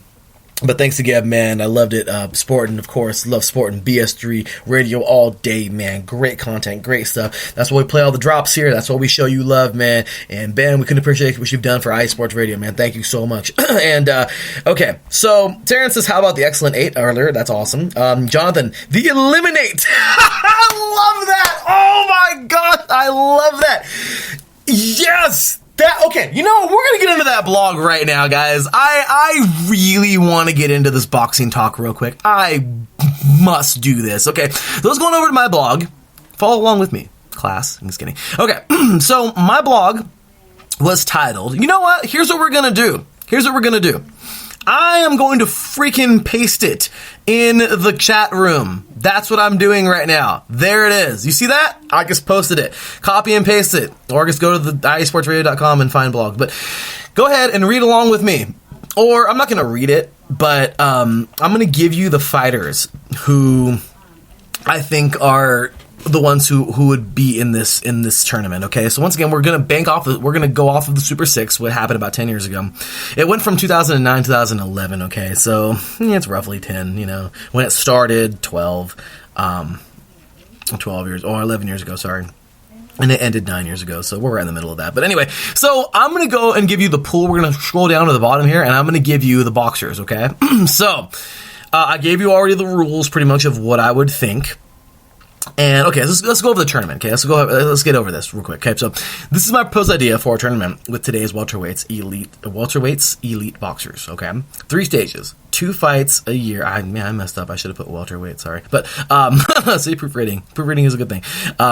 8 boxers, 3 stages, 2 fights a year, semifinals and a final. The scoring would be the same as Super 6 Boxing Classic. That's what it's called, with 1 point for a win and 2 points for a knockout. The boxers would be split up into 2 pools, and there would be a draw to see what pool each boxer competes in. Once the draw is completed, it will be round robin, like the Super 6 Boxing Classic, where all boxers will face one another in their pools. After the 3 stages are completed, of course, 3 fights. So if there's 4 fighters, there's 3 fights, and for each. So after the 3 stages are completed, the top 2 will advance, as the winner of Pool A will face the runner-up of Pool B, and the winner of Pool B will runner-up of, well, I messed up there, will face the runner-up of Pool A in the semifinals. The winners will go on to face each other in the final. Though all 8 boxers won't face one another due to the pool stage, this tournament can still determine the best boxer in the current welterweight division, okay? So here's the fighters and who I brought forth, okay? And let me know. You can disagree with me. That's fine, okay? So that's my boy, man. Freaking see, that's why I love you guys. Okay, I gotta get up and I gotta go a little further back. So okay, let's get back in the chat room. Jonathan says the Bucks have great building blocks. Interesting to see how they fill the roster in the draft. I would love to see that as well. Taryn, good afternoon, Ben. Great show today. Yes, I gotta check out the replay as well, man. It was an awesome show. It was awesome. It was awesome to have you back on the Weekend Wrap-Up Show. And there's nothing like the Weekend Wrap-Up Show. The Weekend Wrap-Up Show, guys, is kind of like that delicious cheeseburger that you love more than any other cheeseburger. It's like that. Like nothing replaces it. Like other stuff is good, but that's just like really delicious and you love it. That's kind of that's what the Weekend Wrap-Up is also. Weekend Wrap-Up Show is. So Jonathan says, Teddy and the Panthers. Is this a Netflix special? Tiger King. That's cold-blooded, man. I saw like a piece of that the other day, like in the preview. I did not want to see that. But BS3, man, I missed the interview. Listen to the replay. Yeah, brother, check it out, man. I gotta hear your replay as well, man. So we gotta keep, we keep supporting each other, and that's what it's all about. BS3 says, Ben says, thanks, Taryn. Teddy and the Panthers, love it. Old school rock group name. That's the truth, man. It really is. I love that. Thanks, Ben. He says, and people, please stop hoarding all the toilet paper. Yes. We can't say that enough. That's really annoying. Jonathan says, I have a better method of finding the best fighter in the world. Get 8 Karens from the he says get 8 Karens from the grocery stores, put them in a store with only 1 pack of toilet paper in the aisle. Yeah, that wouldn't end very well for anybody. So Thanks, Jonathan. Thanks, buddy, for tuning in for saying that. So here we go, y'all. So here are my top 8 fighters. Of course, this is played off of what Marcus was saying last week as well. There's a lot of fighters I would have picked, but we also there's one fighter that I didn't pick that I think was perfectly. I think was way better than the fighters that I was thinking. So here we go. I'm going to read this real quick, okay? So boxers. The 8 boxers that I would select for this tournament would be the current WBO welterweight champion, Terrence Crawford. Bud's the man, y'all. Bud Crawford is the man, okay? He's held titles in 3 different weight classes. Came up from lightweight, Okay, he's awesome. Former WBC welterweight champion Danny Swift Garcia, held titles in 2 weight classes. WBC welterweight champion from 2006-2017. Yeah, he knows what being a title is. Former WBC and WBA champion Keith Thurman. Keith, one-time Thurman, y'all. He was a WBA champion from 2015 to 2019, and WBC champion from 2017 to 2018. Former IBF and WBC welterweight champion Sean Showtime Porter. He was the IBF champion from 2003 to 2014, and WBC champion from 2018 to 2019. The 12-time champion in 8 different divisions and the current WBA welterweight champion, Manny Pacquiao. No one has ever done that. No one has ever in the history of boxing have ever done that. 12-time champion in 8 different divisions. No one has ever done that. Okay, so that's amazing. You have to throw Pacquiao in there. I don't care if he's old. Okay, like seriously, he is still ready to fight. And I mean, I think it was probably like his last hoorah. But I'm going to say that about that man. In my opinion, Floyd Mayweather still can fight, y'all. He was that good. So, undefeated says a lot, y'all. So, then we have the 2008 bronze medalist, Yardenis Ugas, will be joining, and that's who I said Lipidance, but, Sergey Lipidance, but, Marcus was like, no. He would throw your Dennis Ugas in there, and I didn't even think he was a welterweight. So, yeah, great stuff there. He's the only fighter out of all these fighters here that he handpicked, and I pretty much stole, but because these are all the same fighters that I'll be putting in here as well, but Ugas is the only one that I didn't really think of, or even know that he was a welterweight, but yeah, it's pretty crazy. He's the only one to never hold a title. He's 33, guys, so he's, a little on the upper end in age when it comes to boxing, but that'd be really cool to see him in there because he's certainly a fighter and a damn good fighter. Okay, and then the current WBA and WBC welterweight champion Errol Spence, of course, we all know Errol Spence Jr., and the former IBF welterweight champion Kell Brook. He held the IBF welterweight championship, he held that belt from 2014 2017. Once again, IBF champion or former IBF champion Kell Brook. He held the IBF welterweight championship from 2014 2017. Okay, that is awesome. And then I just finished it off here. I said the field would be deep, the fights would be competitive, and the moments would be memorable. There's no doubt that this tournament would identify the best welterweight in the world. Though the majority of these boxers have already faced one another, it's safe to say that this tournament would bring out the best in them. And yeah, so I mean that's pretty much like, I had the history of it up there, of the Super 6 and a little bit of that up there too. But that is what I would propose for boxing. I would love this. I would love to see these guys go head to head. Jonathan says, "Where's McGregor seated?" Okay. If McGregor was gonna join boxing, I would love to see him in this. Honestly, we can go 10 and have 2 pools of 5 and then 4 fights. And the tournament would be like 4 years long, but it would be great to throw him in there in another welterweight, or if you want to substitute McGregor in with somebody else. But I would put in Ugas right now over McGregor because, McGregor's not a boxer. He proved he can box for about 3 rounds. But, it's just, Mayweather is hard to hit. And, but it's not like he couldn't be a part of this. I do think for sure. I said I do think because Jonathan, but dude is the banker, and he is, and he would be amazing in this. I would absolutely love to see McGregor in this.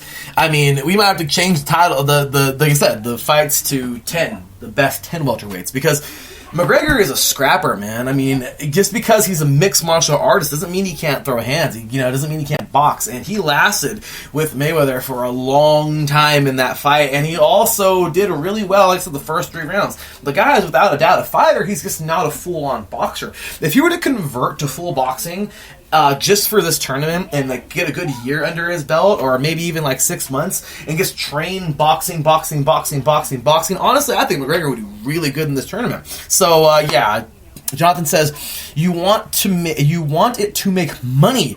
You see him as the 8th.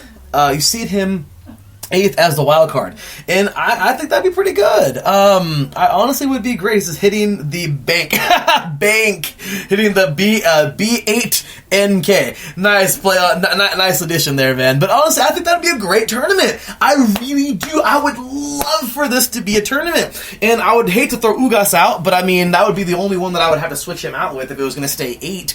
But if we can add another welterweight in there, I would love to see this, y'all. I would love to see this tournament. I mean, tell me, would you not want to see that? Like, you can see such cool face-offs here. Like, what if McGregor was in the tournament and we got, in one bracket, Errol Spence, you got McGregor, you got Manny Pacquiao, and the 4th fighter would be Bud Crawford. How freaking sweet would that be to see all those guys fight each other? I'm just saying, we're not going to see, Porter or Thurman, Porter or Thurman, or who are the other guys who I mentioned? Sorry, I have so many. Or Garcia, face each other, or them, I mean, you have to, switch out for somebody. Or Kell Brook, but I'm just saying, like, it's awesome. It would be awesome to see that. I think this would be a really neat spectacle. It would make a lot of money, and I would enjoy this. I would enjoy watching these guys go at it, because these are like elimination fights, but it's round robin. So what if you lost the first 2 fights, and then you had 2 knockouts the next 2 fights?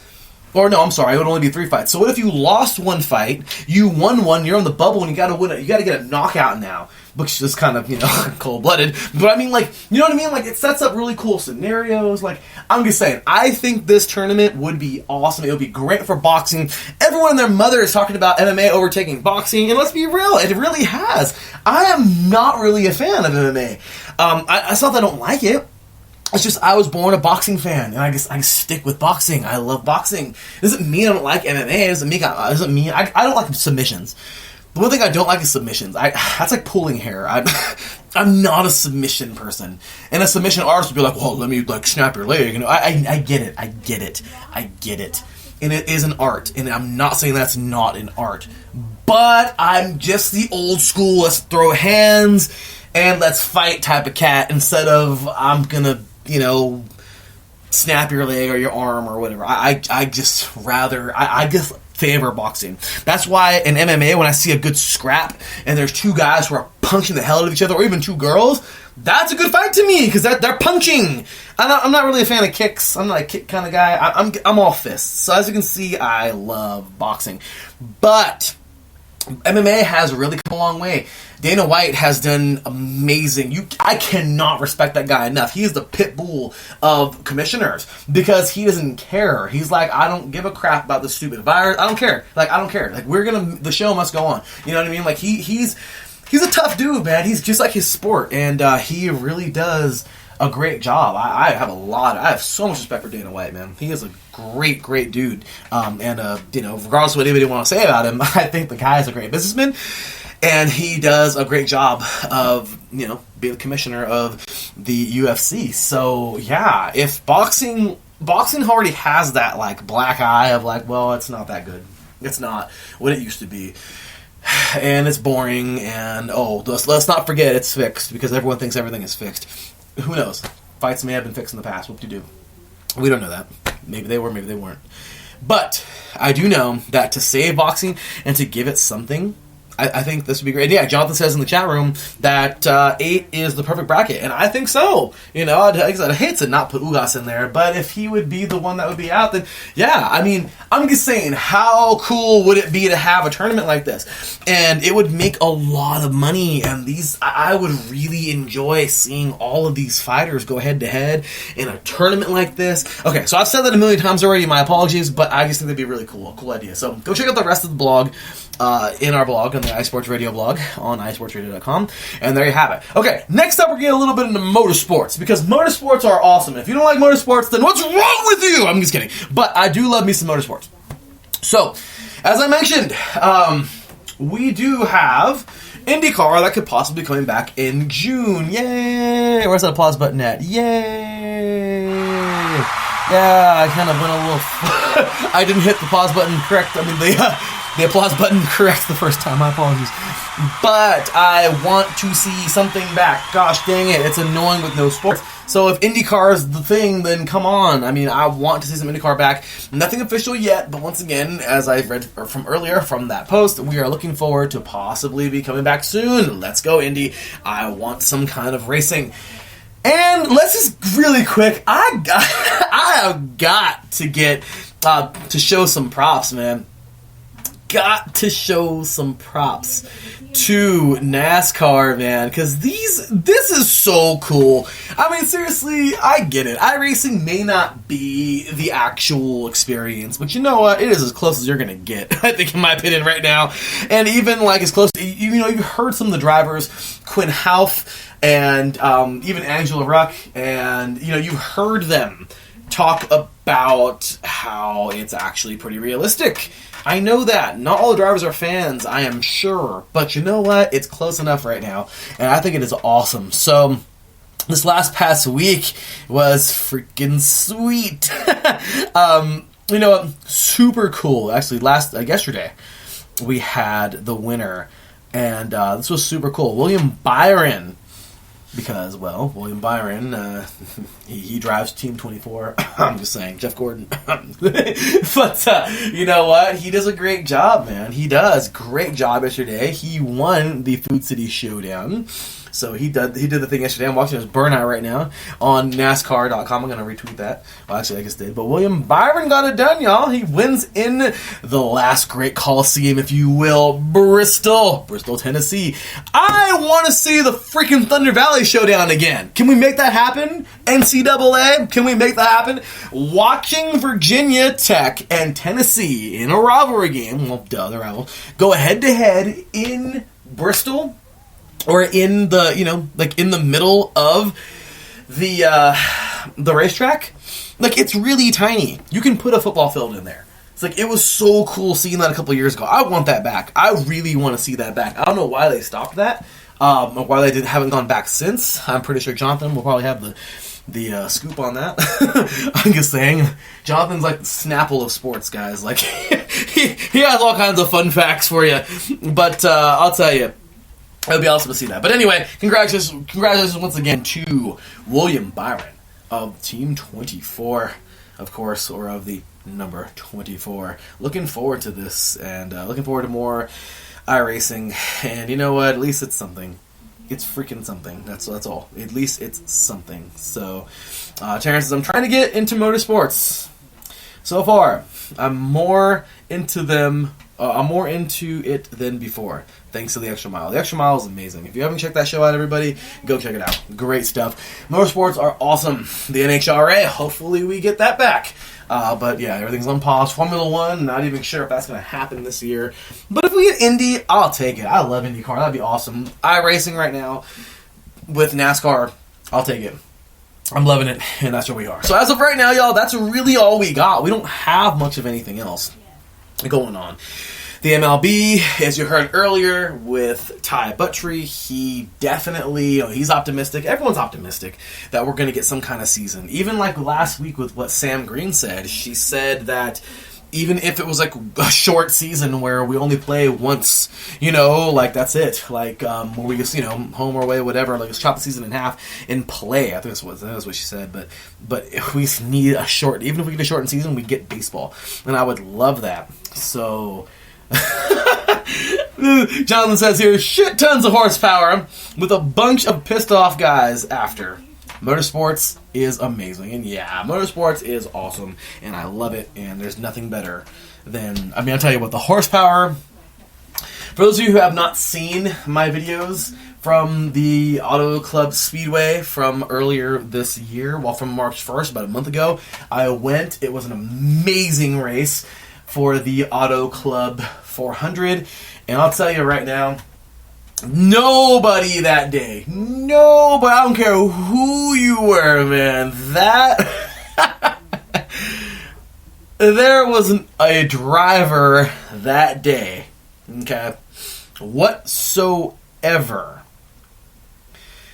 that was going to even come remotely close whatsoever. I'm sorry, but I have to make this. I literally have to build this up because I saw a car that day, and it always seems to be like that one car. Every time I've gone, it's that one car. Okay, in 2015 when I went, it was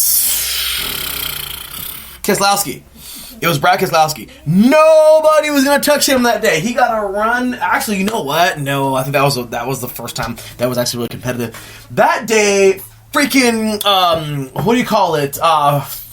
Freaky fast. Kevin Harvick, he had a fast car, but would you know it? Keselowski, and it's hilarious because Keselowski that day led only one lap, the final lap.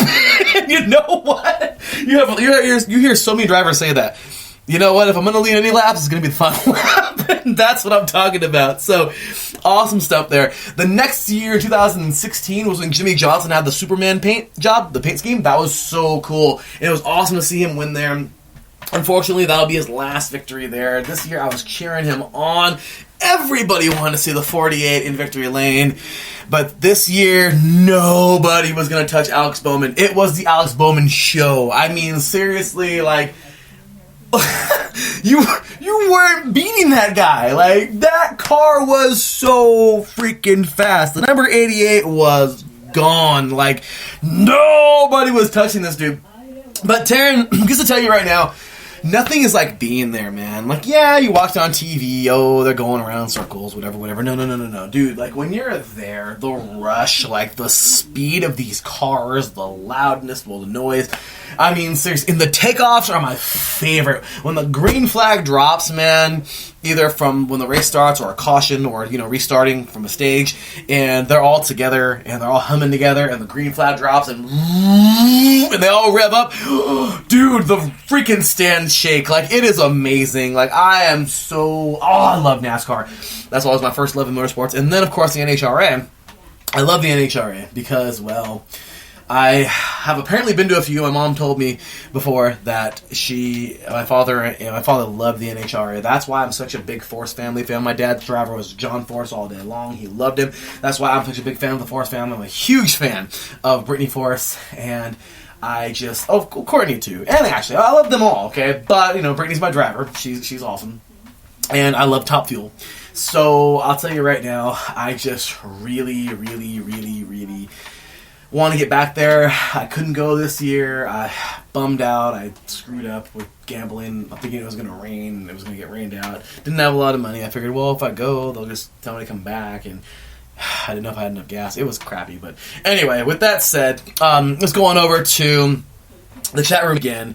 Thank you very much, Matt, for tuning on in, man. Mr. Matt Hames, by the way. Matt's the real deal, y'all. Like, seriously, we gotta get him back on the show to host, man. So thanks for tuning in, Matt. Matt's a great dude. And we will get you back on air soon, buddy. I hope you stick with us, man.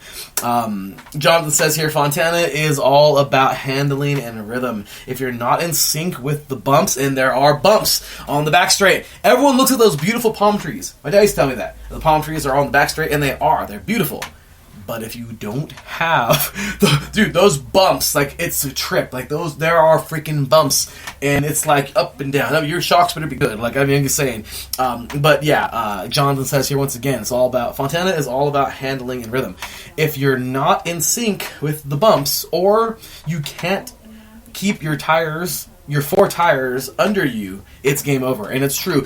This track is freaking tough. It is a very tough track, and I love it. I'll tell you, it's the only track I've ever been to for NASCAR, but man, I want to go to a lot more.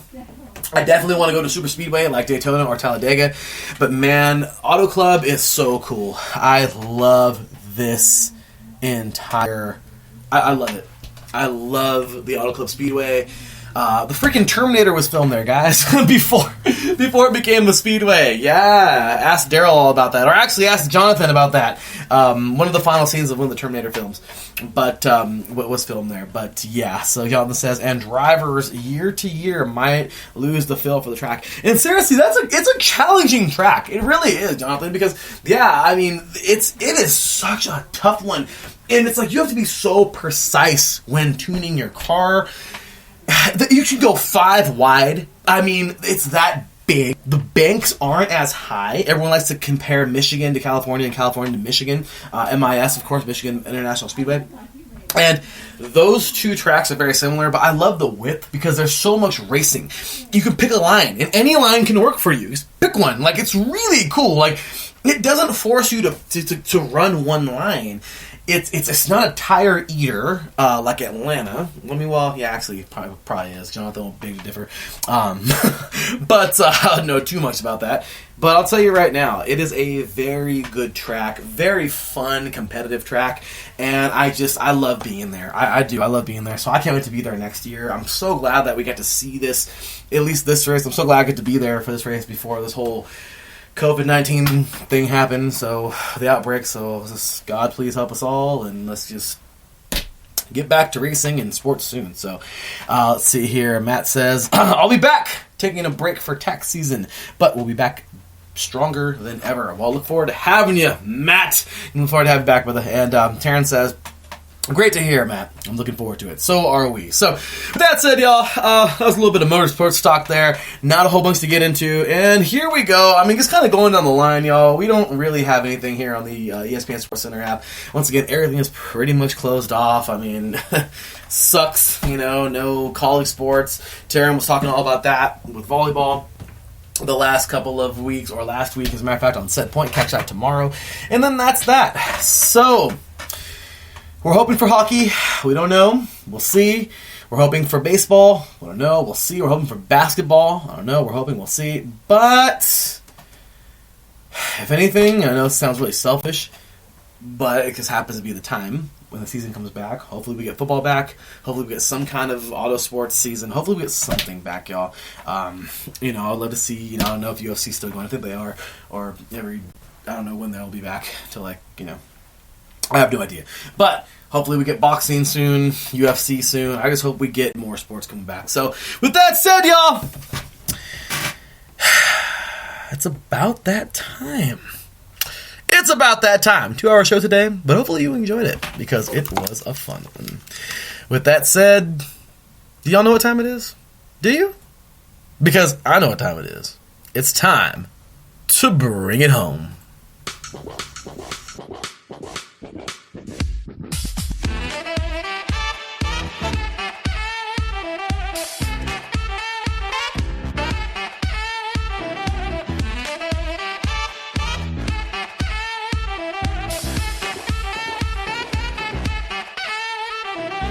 It's been a fun one. Oh, yes, it has.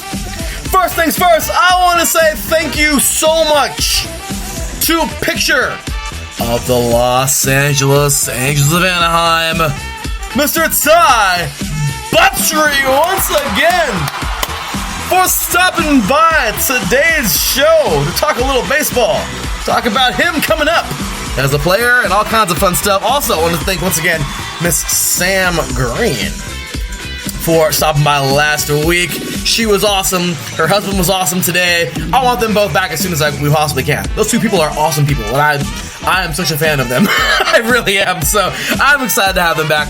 With that said, y'all, big ups to everybody in the chat room today. Once again, BS3 Sports, Ben Sutter III, Jonathan, Couch Crew Chief, Matthew Hames, of course, and Mr. Taryn Rodriguez. Appreciate y'all so much. Taryn says, great show, Larry B. And amazing interview with Ty Buttry as well. Thank you, sir. Thank you for getting the post up, by the way. I saw it on Instagram. Thank you so much for that, man. And our PR department is rocking and rolling once again. And I said yesterday, go check out the video. You'll see. Go check out iesportsradio.com. Once again, go check out iesportsradio.com. You will see the Periscope page where we put up all the Periscopes. I'm going to screen record them and put them up on YouTube. But anyway, y'all, with that said, it has been a fun one. Yes, I will be screen recording all the Periscope videos and putting them up on YouTube, on our YouTube channel. So go follow us on YouTube as well at iSports Radio. Oh yeah. So with that said, y'all, that is gonna be that for today. The week is just getting started though. We have so many more goodies. We have more goodies than Sam Goody. None of you know what Sam Goody is anymore because that doesn't exist. But I'll tell you what, if you do remember that, Say it in the chat room. What are you saying? But yeah, y'all, we have all kinds of goods, y'all. We are the sports grocery store at the moment, if you will, here at IE Sports Radio. Here comes the lineup for this week. I hope you're ready. Hold your hats, because here we go. All right, y'all. Yesterday, big ups to Mr. Dentarius Locke and Mr. Davison Crooks. The Locke and Crooks Southern Sports Podcast today. They did a great job today. Of course, thank you for tuning in here live to the defining moment. Later on tonight, check out Let's Whine About Sports. We'll be ready to whine about some sports with Mr. Mike Pat. I wonder what wine he's going to drink tonight, and I wonder what he's going to talk about. It's going to be some fun stuff. Also, coming up later on today, that is at 5 p.m. Pacific time, once again, 8 p.m. Eastern. Then we have The Elephant of Truth with Mr. Phil Jones, Mr. Phil Robinson III to come up today, 6:30 p.m. Pacific time and 9:30 p.m. Eastern.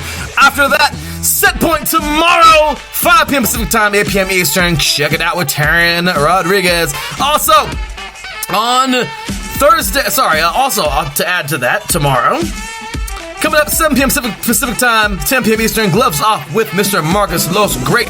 Wednesday, you can catch mine and Couch Crew Chief Jonathan's interview with the crew chief of Corey LaJoy of the number 32, Ryan Sparks. Looking forward to talk to him. That's going to be a lot of fun, y'all. Crew chiefs are busy. You have no idea. That's going to be awesome. Then, of course, we have Not What It Seems on Thursday. By the way, that show is at 12 p.m. Pacific time, 3 p.m. Eastern. Not What It Seems with Caitlin Seam, 2 p.m. Pacific time, 5 p.m. Eastern on Thursday, as well as, after that, a double dose of Caitlin as Mr. Derek Jr. joins the party with the Extra Mile. Mike Ward, Caitlin Seam, Bailey Curry, y'all. That's right. Another driver from Mike Harmon Racing coming up 5 p.m. Pacific time, 8 p.m. Eastern on Thursday. On Friday, we have some more goodies for you. The Soccer Scoreboard Show, Mr. Gabriel Montoya, 12 p.m. Pacific time, 3 p.m. Eastern. And then we have the Neutral Zone with Robert Cavanaugh. Did a great job last week. 7 p.m. Pacific time, 10 p.m. Eastern on Friday. And then we're going to end the week off with Mr. Dentarius Locke, 5:30 p.m. Pacific time, 8:30 p.m. Eastern for the Extra Mile on Saturday. That is that. With that said, y'all, it has been a great show, and I will see you on Wednesday along with Couch Crew Chief, Mr. Jonathan. It was a great job today. A lot of fun. I had a lot of fun.